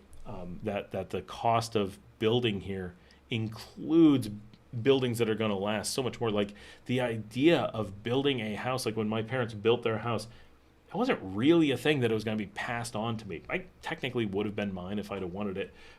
It's not in a spot that we wanted to live. We did certainly consider it at one point. My wife and I were like, it's a beautiful spot. Maybe we'd like to have our house be there. But we wanted to build a house across the street, right? We loved the property. And my dad was living in the house at the time. When he finally moved to an apartment, he's like, do you want the house? And I'm like, no, best to sell it, right? Like, that's cool. I would love to have my childhood home, but I was an only child, so it's not like I'm going to go back with siblings. Like my kids, they have the ability to go back places together and be like, remember this, and like have a shared experience that really means something. For me, going back home, I'm very nostalgic, and I would love to be able to do that. I want to be able to walk the places that I did when I was a kid and go into the woods where I grew up, because I grew up in like the 100-acre woods, right? I had a woods directly across the street from the house and deep into the woods, and I would explore them all the time.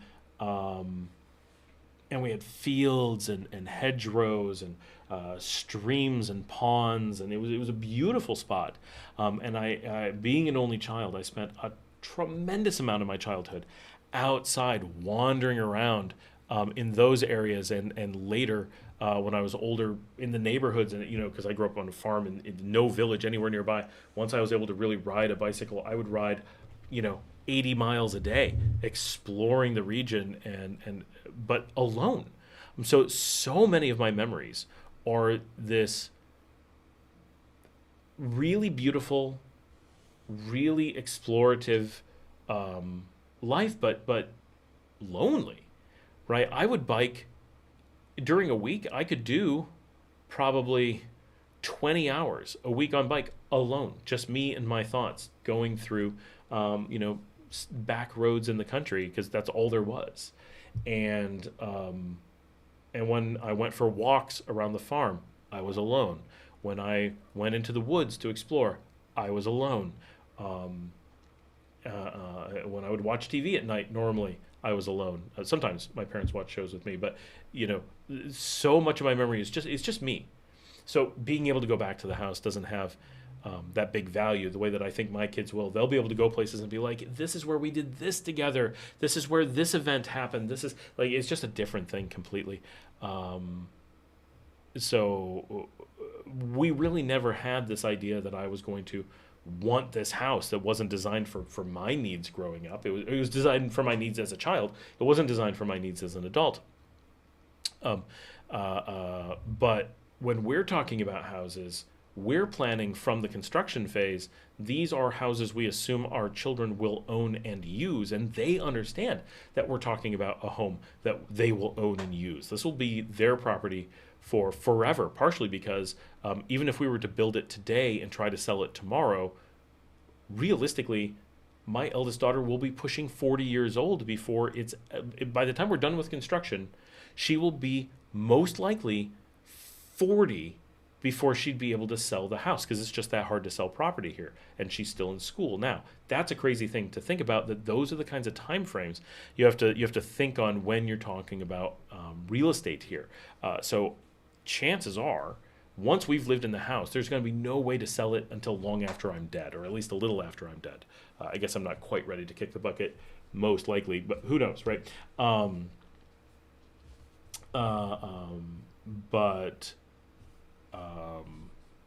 it's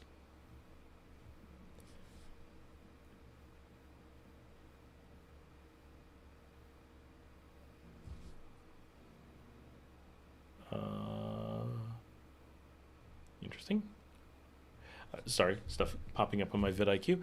Um, so that's a big thing here, the permanence of housing, right? If my kids were planning on having kids, these houses would be theirs, right? My kids don't plan on having kids, so it's going to be a little bit different. In Nicaragua, that's a foreign concept, reason for which contractors build poor quality homes. That's the thing, is I don't see people building poor quality homes here. They do, right? Certainly it happens, but we haven't, and we do a lot of construction. We've not run into that yet.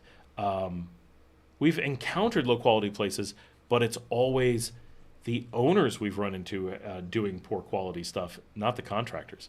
Janet says the roofs that have issues are very old houses in Leon with wooden structure holding up the roofs. That's why one of the side streets in Zona Rosa burned almost all the way down one side.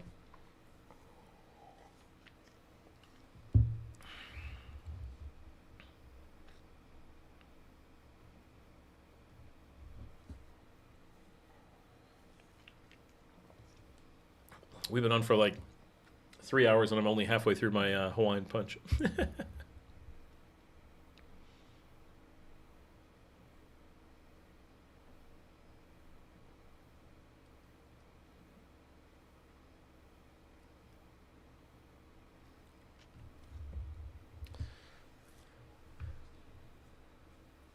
Oh, now you guys have gotten quiet. We still have 19 people on. We've been on just about 3 hours. We're doing really well. I was not expecting to be on very much tonight, because I really do have work I need to be doing.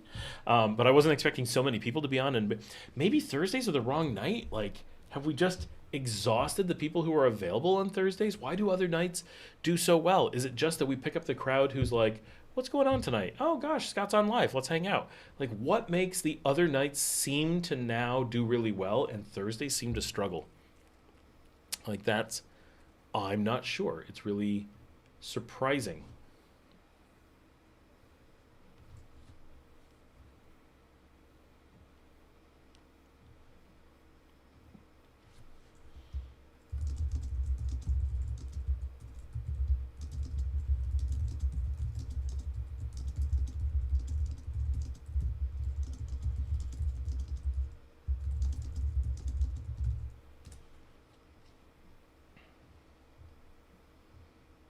For those who aren't following the news, there is a current 2-week ceasefire in the Iran war.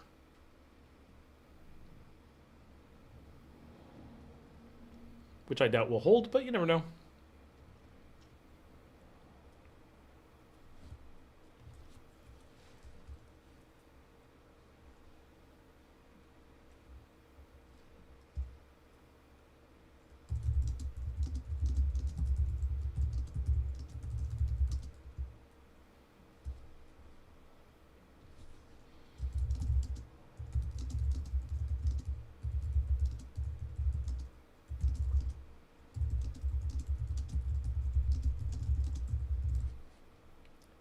Someone saying that the border crossing on Sunday was quite busy. Yes, Easter Sunday, in the midst of Semana Santa, is the single busiest holiday in both Nicaragua and Costa Rica. So when you put them together, it's a little bit much.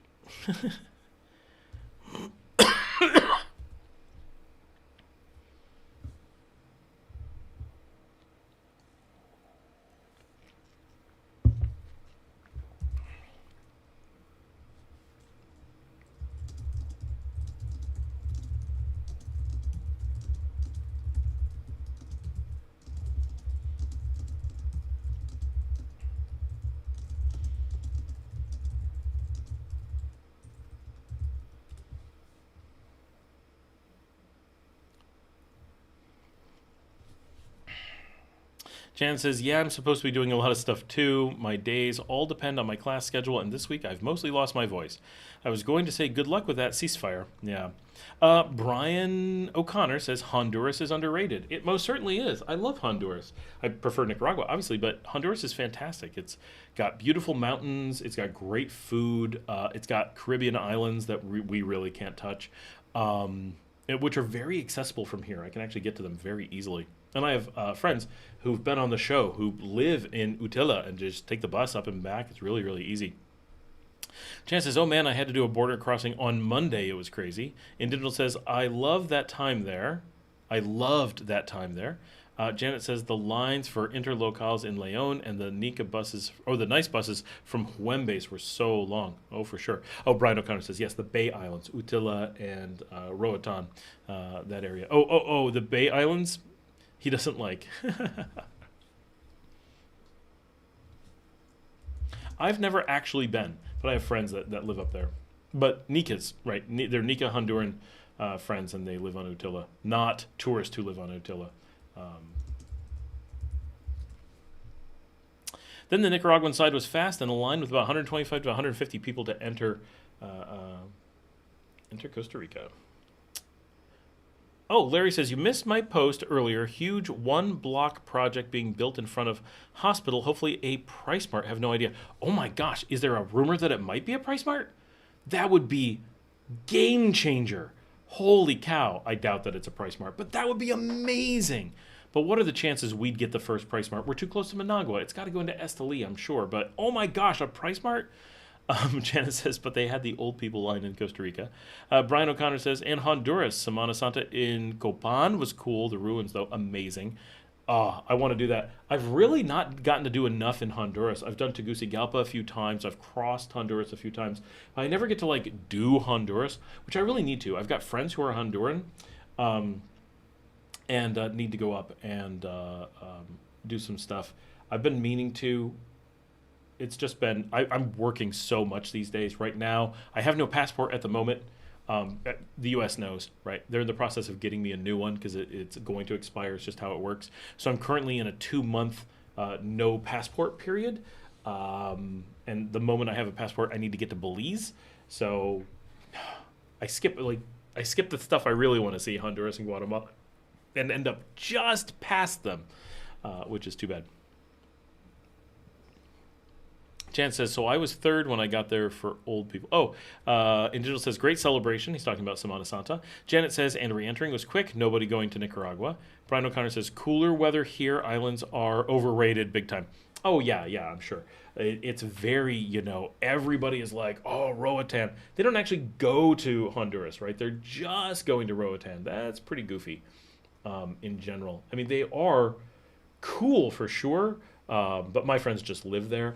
But yeah, Brian, have you been to Valle de Los Angeles, the little community in the hills east of the capital?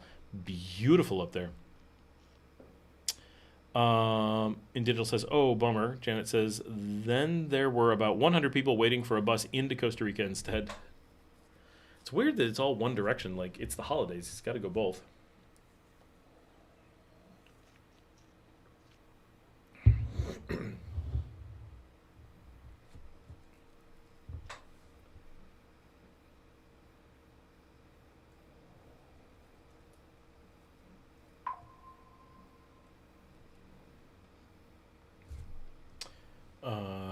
Sorry, I've got a quick note that I have to read. Not read to you guys. I have a quick business thing I just have to read.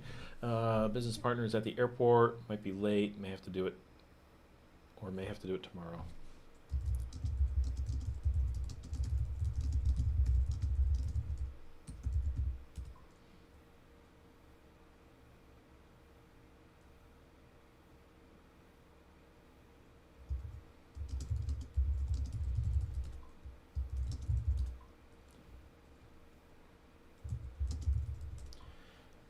I just had a meeting that was postponed till tomorrow because I thought it was tomorrow, but it was actually tonight. But the person who thought it was tonight can't make it, so we're doing it tomorrow.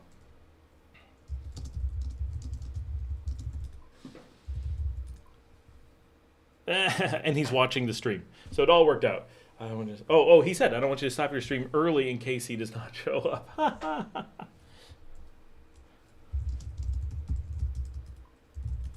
That's funny. Digital says, don't lose your passport, people. Okay, just to be clear, I did not lose my passport.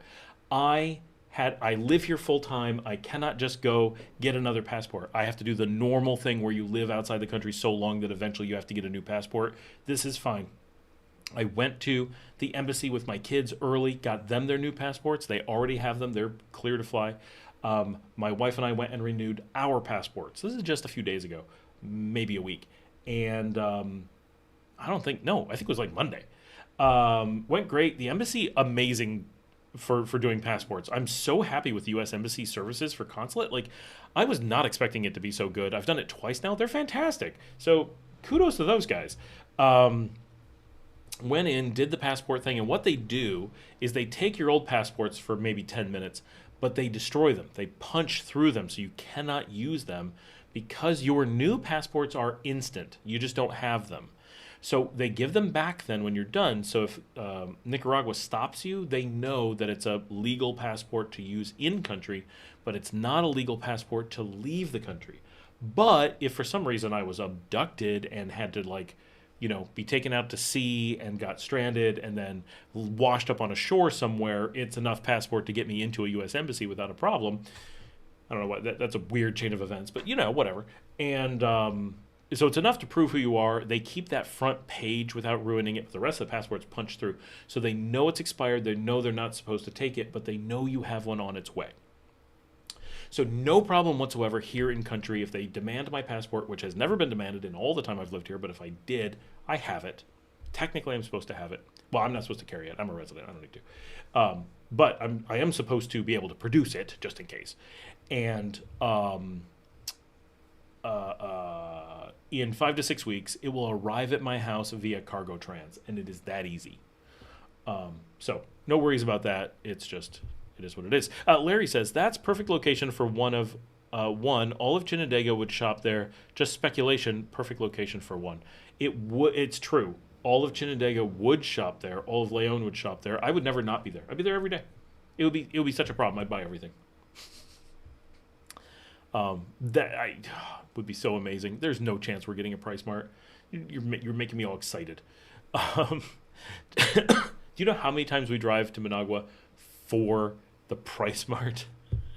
I think more Nicaraguans from Costa Rica go home since they celebrate better in Nicaragua. Oh, true. Oh, and Monday they returned it. That makes sense. Brian O'Connor says, I'm in Gracias now, going to La Esperanza next, then either Cantanoranas or de Angeles. That's the one I was talking about. No, it's not Villa, it's Vale, isn't it? Am I crazy about the name? Hold on, I'm looking that up. Then I get a Tika bus to Nicaragua to see the dentist. Cheap. They must have good dentists up there too. Yeah, I'm correct. It's not Via. Here, I'm going to type it just so it's clear. Not Via de Angeles. It's Valle de Angeles. It's not the way of the angels. It's the valley of the angels. Jan says, I keep my old passport with the punches in it as the name on this account. My new passport has my married Nicaragua name. Oh, interesting. Indigital says, well, you can wait. It can be nightmare for some. Some people run out of pages from border runs. That can happen, but you can always go get a refresh for that. It's the same thing. But I guess, so if that happens to you, you can always get it within 90 days, but you would have to do your border run and then go right to the embassy, and then you should get it in 5 to 6 weeks, which is roughly half. It's about 45 days, so it should be half of your 90 days. You have plenty of buffer there, and then you can get more pages. You also get the extended book for free if you need it, which I do. So my wife and I always register for the extended book. Our daughter does too, right? We always get the extended books. So they do last quite a while. But yeah, if you're on permanent border runs, they do add up. And if you're permanent border runs plus a traveler, then they really add up for sure. You can run out of a book pretty quickly. But you can always order another one. They're good about that.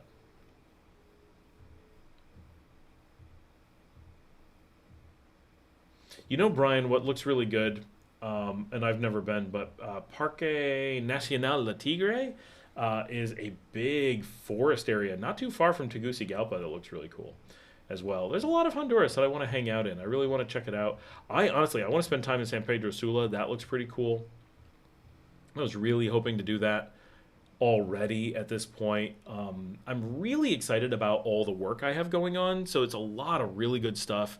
We've had so many like cool things, change of directions in the company and how it works. There's a lot of really good things have happened this year, and I'm really thankful for that because I like my work. I like what I do, and having good things is very positive. It's not like the extra work is bad, but it does stop me from the other thing that I love doing, which is traveling, right? And so I try to combine the two whenever I can. Real quick, because I'm going to need clarification. In digital, do you mean do I make money from the live stream? Is that these events that you're talking about? Oh, Josh is leaving. Have a good night, Scott. Always enjoy these live shows. Signing out for the night. Hey, Josh. Talk to you tomorrow. Good night. Brian O'Connor says, mi español es horrible. But he laughs in Spanish, so he's all good.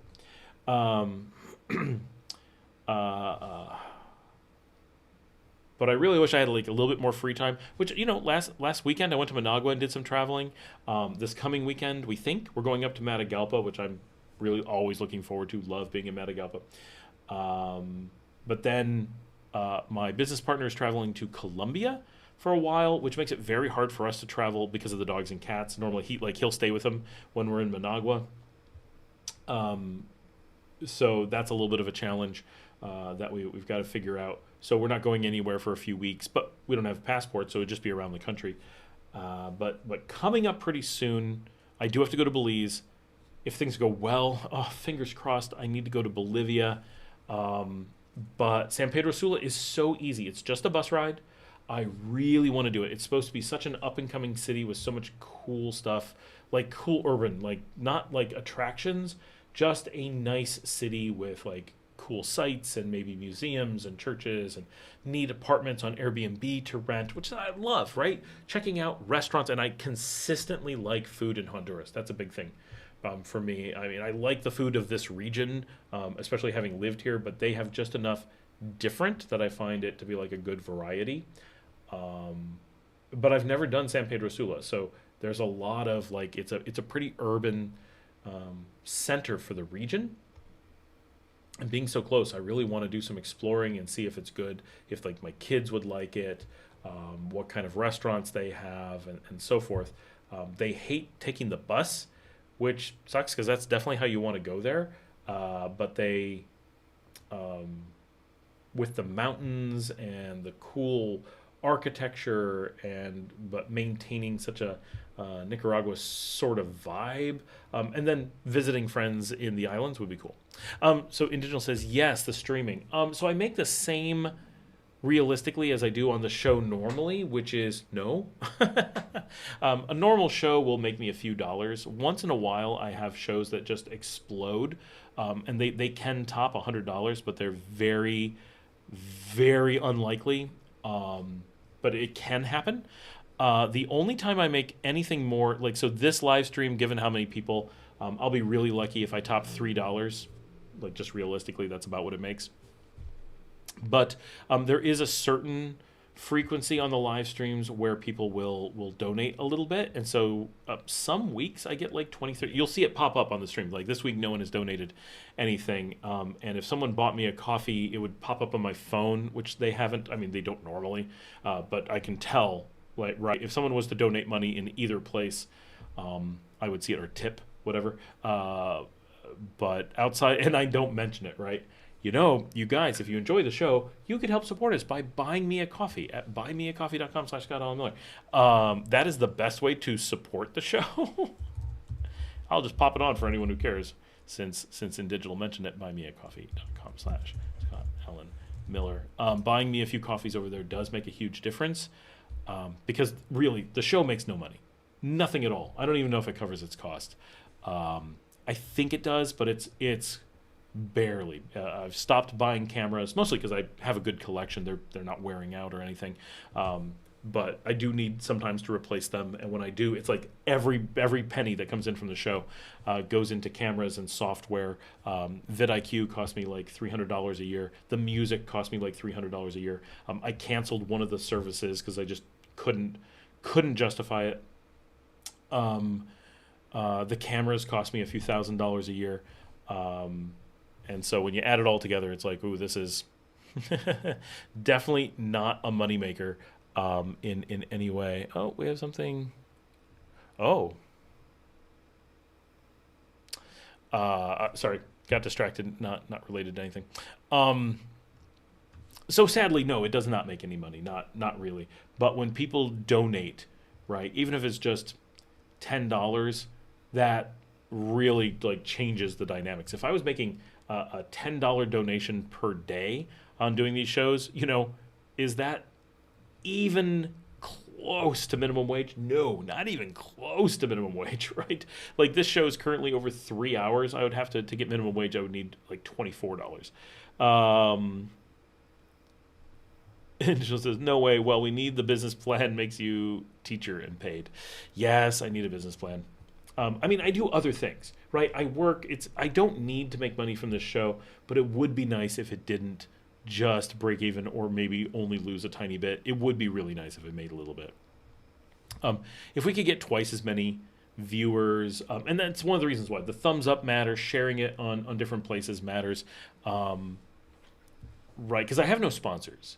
And I could, in theory, go out and get sponsors. I know people who have, or I know of people, I don't know people.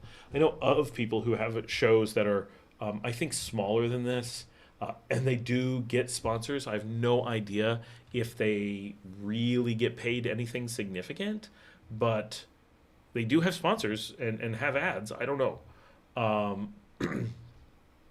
But, San Pedro Sula, as you go outside the city, on one side is mountains, on the other side, the city just turns into fields. It's just green fields going out from the city. That's super cool. I want to see that. Sorry, I'm distracted with Honduras. But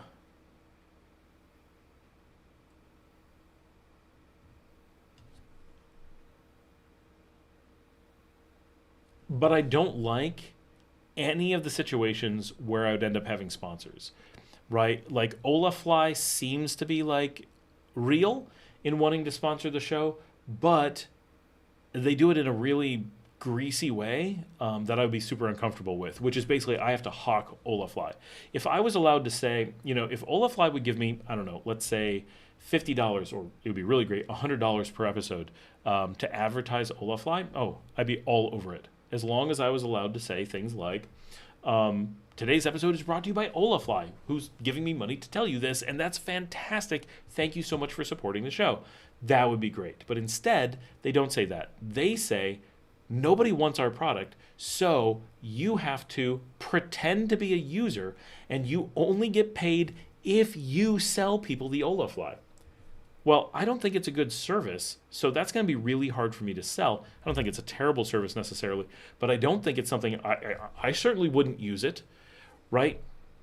And maybe they'll give me a free one to use. Well, that's nice, but to be like, oh yeah, I got a free copy. I use it because it's free, but it's kind of worthless otherwise. That's terrible, right? I'm not going to do that, and that would make me feel terrible. And I think you guys would be able to tell. You'd be like, well, this is a used car salesman. And I'd have to be like really pushy. No, you guys should use Olafly. And I would, no. I want to be able to stick to saying I don't recommend doing that kind of stuff. This is how you get good travel. So travel companies like that are terrible. VPN companies are terrible because they're skeevy and I generally am like, probably don't want to use one of those VPN services. There's times you want things like that, but not the times they're saying.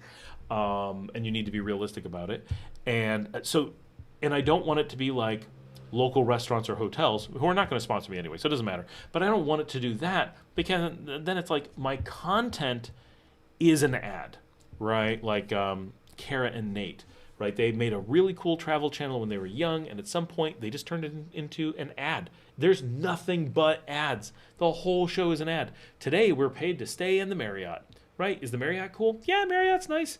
But do I want to watch a show about two rich, snobby, white privileged kids staying in a Marriott? No. Right? When the show was, we're two super privileged, stupid white kids setting out to see the world, and we're learning as we go because we don't know anything because we're idiots. It was kind of entertaining because they were sort of, stupid, innocent people. But after the tiniest bit of the show, it became such the white privilege roadshow. Oh, it's so painful to watch. But it started off in this really organic thing, like how can we make enough money from doing a show about travel to keep traveling? And it was like, cool. And then eventually, hotels would be like, you could get a free night if you show our hotel. They were like, oh my gosh, that lets us go another day. We can do it. And they would make their $10 from the show for the day and be like, that puts food on the table. And they were really transparent about the money. And that was really cool. And then after a little bit, it was like, oh, this luxury place will pay us, literally $10,000 to come in for 3 days and pretend it's the best thing since sliced bread. And so they do. And every single episode is like, oh, this hotel's the most amazing. They wouldn't have stayed there on their own. They wouldn't have paid for it. They don't actually think it's that amazing. They may not dislike it, but it's all fake. And it just, I love that they make tons of money. I would love to get there. They make millions doing that because that's all they do. Or they used to. I don't know if they exist anymore. But they had this whole thing going that was really cool, and they made lots of money, but they ruined the thing, and now it's just an awful thing. And I'm actually going to look them up and see if the show even exists. I haven't heard of them. They're never recommended to me, and there was a time when it would have been nonstop recommendations. I don't know if they can even pay their bills. And they eventually got so bored with travel or so lazy with what they do. I guess they're still making stuff that and they've got 4.5 million subscribers, right? But their content's crap. What the heck was I going to say? Oh, for a long time they got lazy and it was just them sleeping in a van and just talking about their day, and you're like, Oh yeah, and here it is, 1 year ago, 21 days of van life in Baja, Mexico. Okay, I mean that's cool and all, but and like they got so they came to Nicaragua, but did they go to Grenada and show the colonial buildings? No. Did they go to the Corn Islands and show that off? No. Did they come to Leon and show off anything important here? No. Did they go to Managua, tell any history? Nope. What did they do? They got given a $12,000 a night private island in the Caribbean for them to make an ad for. And that was their entire trip to Nicaragua. And it was their 104th country. They didn't come to Nicaragua until they had been to 103 other countries. They didn't come through Central America? Like, really? They went all over the world to all the fancy places and eventually only came here because someone gave them a private island. And they flew in and flew out from there. Like, you've got to be kidding me. Brian says, Bay Islands have too many Israeli soldiers on vacation from their genocide. Also see them in Nicaragua and other Central American countries. You do see some here.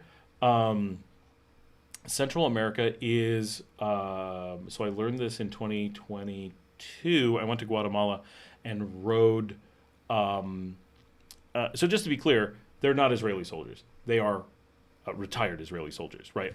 So in Israel, for those who don't know, everyone has to serve in the military at, I think, 18. I don't know, somewhere around there, and they have to do, I think, 3 years. I'm not sure, and it's different for men and women, so it's not completely uniform. No pun intended. But the way it works is it's mandatory service. It's compulsory service, and they do say 3 years, and then I don't know what the requirements are. Right, I have no idea. But there's this really common thing that you can or commonly do to take what's the equivalent of a gap year, right? But for Israeli nationals who live in Israel, they can't take the gap year when you normally would at 18 or 17, right? Like in the US or Europe, when you're done with high school and going into university, they're not allowed to do that. They have to go straight into their compulsory service.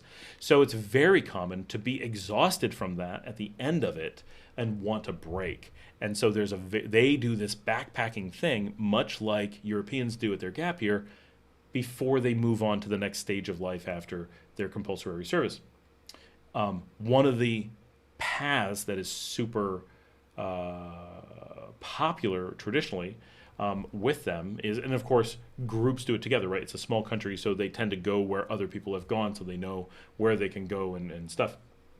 Is to go like, I don't know exactly where they go, but like Panama to Mexico or something like that. And so there's a trail, and there's a standard backpacker trail that comes through Nicaragua, right? We're on the Central American backpacking trail. We have to be, we're in the middle.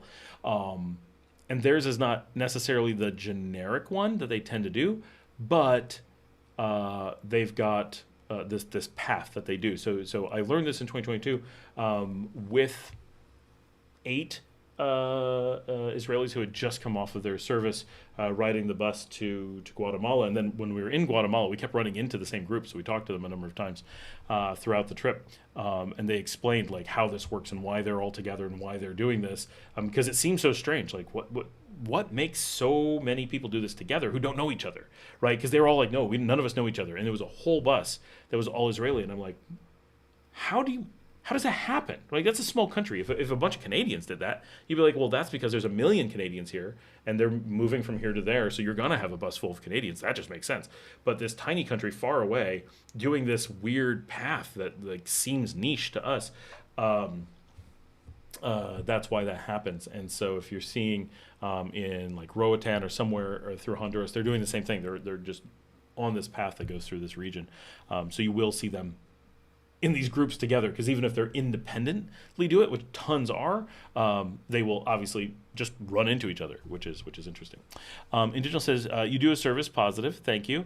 I hope you can talk about international expat technology, not just Nicaragua. You got that. It's more niche. Expat. International expat technology, not just Nicaragua. Do you mean what expats need for Nicaragua across the world? Oh my gosh, they did 450 miles on a tandem bicycle 4 years ago. Their show used to be good. It used to be interesting and weird, and they went cool places. If you ever want to see a good show, so Kara and Nate, in their first years, when they went for their first 100 countries, my wife and I used to watch this. It was during COVID. They were getting close to their 100 countries. They actually went into, they like raced to hit their 100 before lockdown or something like that. And so they were still interesting when they went into lockdown. And the number of views they get, though, like they just did a train tour in Japan. They got 1.7 million views, right? And like all of their shots are beautiful. They have expensive drones, expensive cameras. They've got every bit of gear you could possibly imagine. They've been editing for years. I guarantee they have professional editors that handle it for them. That stuff is awesome, right? But now it's just so. These are just rich people showing off how rich they are, because everything is 3 nights on Japan's most luxurious train. That's super interesting, kind of. But it used to be about their poor travel and struggling, and it was like very relatable, and it was like, ooh, they're exploring new cultures. Now, of course, even after going to 100 countries, they didn't even have the experience that most people have just coming out of high school of knowing all those cultures, so that's weird. And here's another one. 3 years ago, we boarded a $28,000 luxury train, the Maharaja Express, for 7 days. 28, and they're bragging about how expensive it is. Like, I would too, but, okay. And then they went to Saudi Arabia for overwater villas, and, it's super cool that you're able to do all these things, but yep, $19,000 a night underwater hotel. Every video is just about how much money they can spend. But those early days, that first 100 countries, they were backpackers who went on a weekend or a week trip and never came home. And I mean, kudos to them for figuring out how to create an audience and to keep going, right?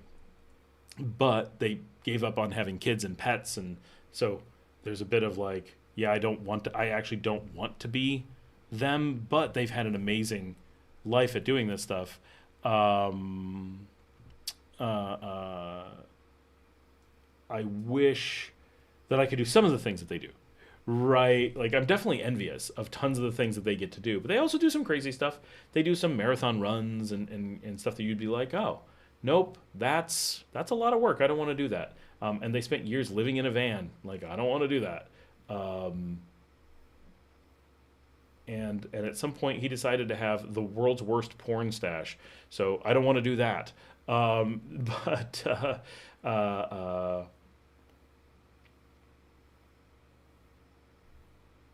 They have made a really interesting life, and a really high luxury life out of that career. So, I mean, if I had the opportunity to do that, I'm sure I would. But it lost all of its connection to the people. But those first 100, it's like a 3 year of doing like 2 or 3 videos per week. It was pretty good, right? The footage wasn't so good. Like, now everything looks like a TV show for sure. But when they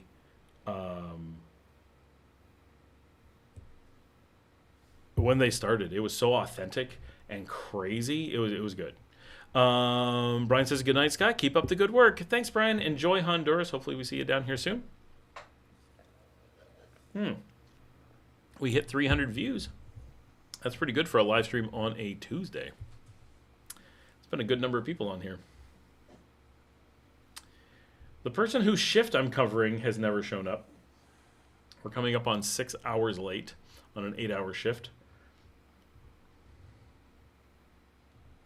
A little bit dramatic there.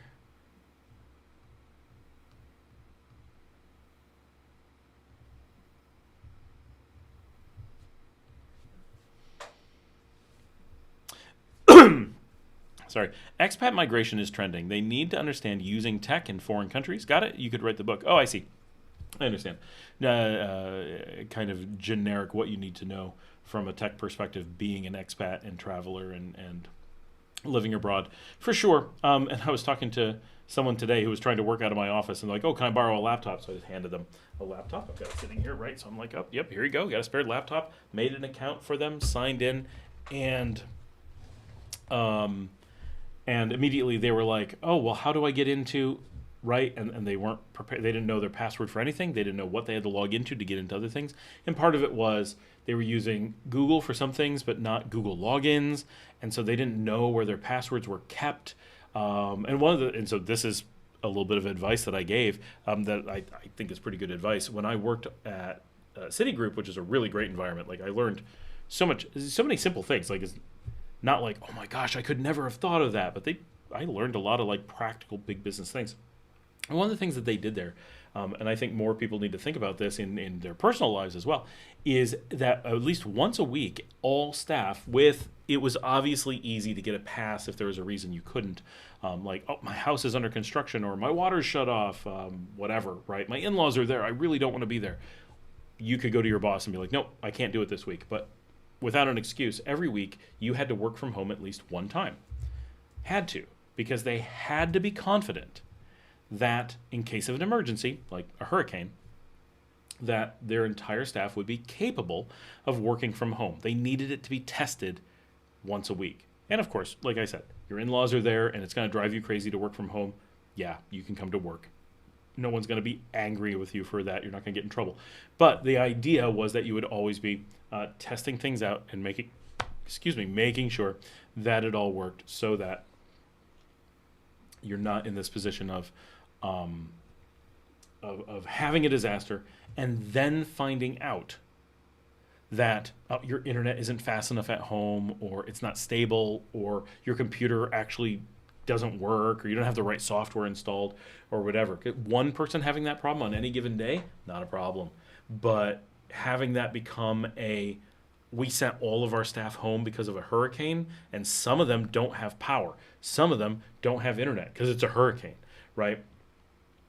They need the others to reliably be working, or they could end up with 90% of their staff offline, which would be really bad. So they have all these, it's just a great pattern to follow, right? Testing stuff on a regular basis in this very casual way. And I do something similar. Some of you can see my laptop sitting behind. That's my real laptop. This is my experimental laptop. This is my I'm working laptop, and this is my I'm trying things. This one has a broken screen, so it totally works. It's just the screen has some bad color. Sometimes it gets fuzzy. And so what I do is I'm on my desktop in case that's not obvious. But at night, I will often switch to working on my laptop. And when I do that, it ends up being this really great test of at any moment, I can grab my laptop and I can go when we go to Managua. I just have to grab that and go. I don't have to wonder, is this laptop going to work? Is it going to have access to the things that I need when I go to a different city, right? Because I use it nearly every day and switch back and forth. And so I know that any password I might need, one way or another, using that laptop, I can get into that service. If there's software that needs to be installed, I know I've used it. Once in a while, I need to run an update, sure, because it may not, a day out of sync with my desktop or whatever. But in general, everything is tested within really tight confines, and it gives me a lot of assurance that I just know everything is set up and ready to go. And so that's a really valuable pattern, right, that people don't think about. And a lot of people don't have, right, especially end users, don't often have a desktop and a laptop, but a lot do have my spouse has a laptop, I have a laptop. Well, guess what? You should definitely try using both. Both of you should try using both. It'll get you a lot of assurance that you've tested. Can you recreate things, or are you dependent? What if your laptop is stolen? Do you have a way around that? And I had an employee who actually did this. I cannot believe I had an employee who did this. Everything was stored on his desktop, and his desktop at one point was stolen, and then it died. Two separate, and he lost everything twice. And it's are you serious? First of all, how did you not learn after the first time? But also, why was everything on there? Why wasn't anything protected?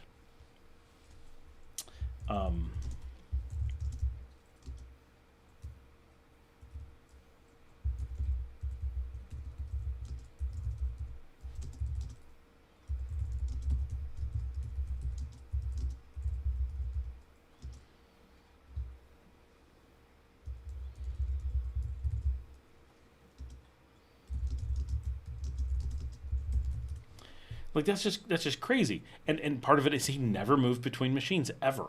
Or if he did, he was remoting into his desktop instead of actually working from another machine. And so he was just always working from the desktop, just one way or another.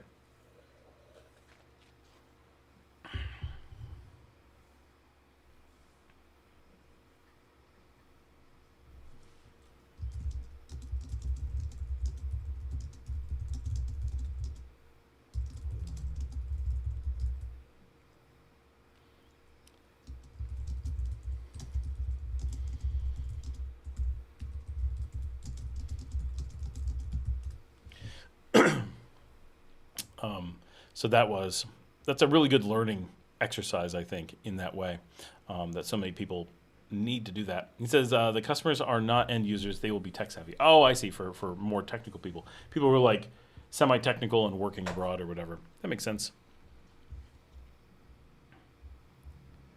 So we are. Uh, um,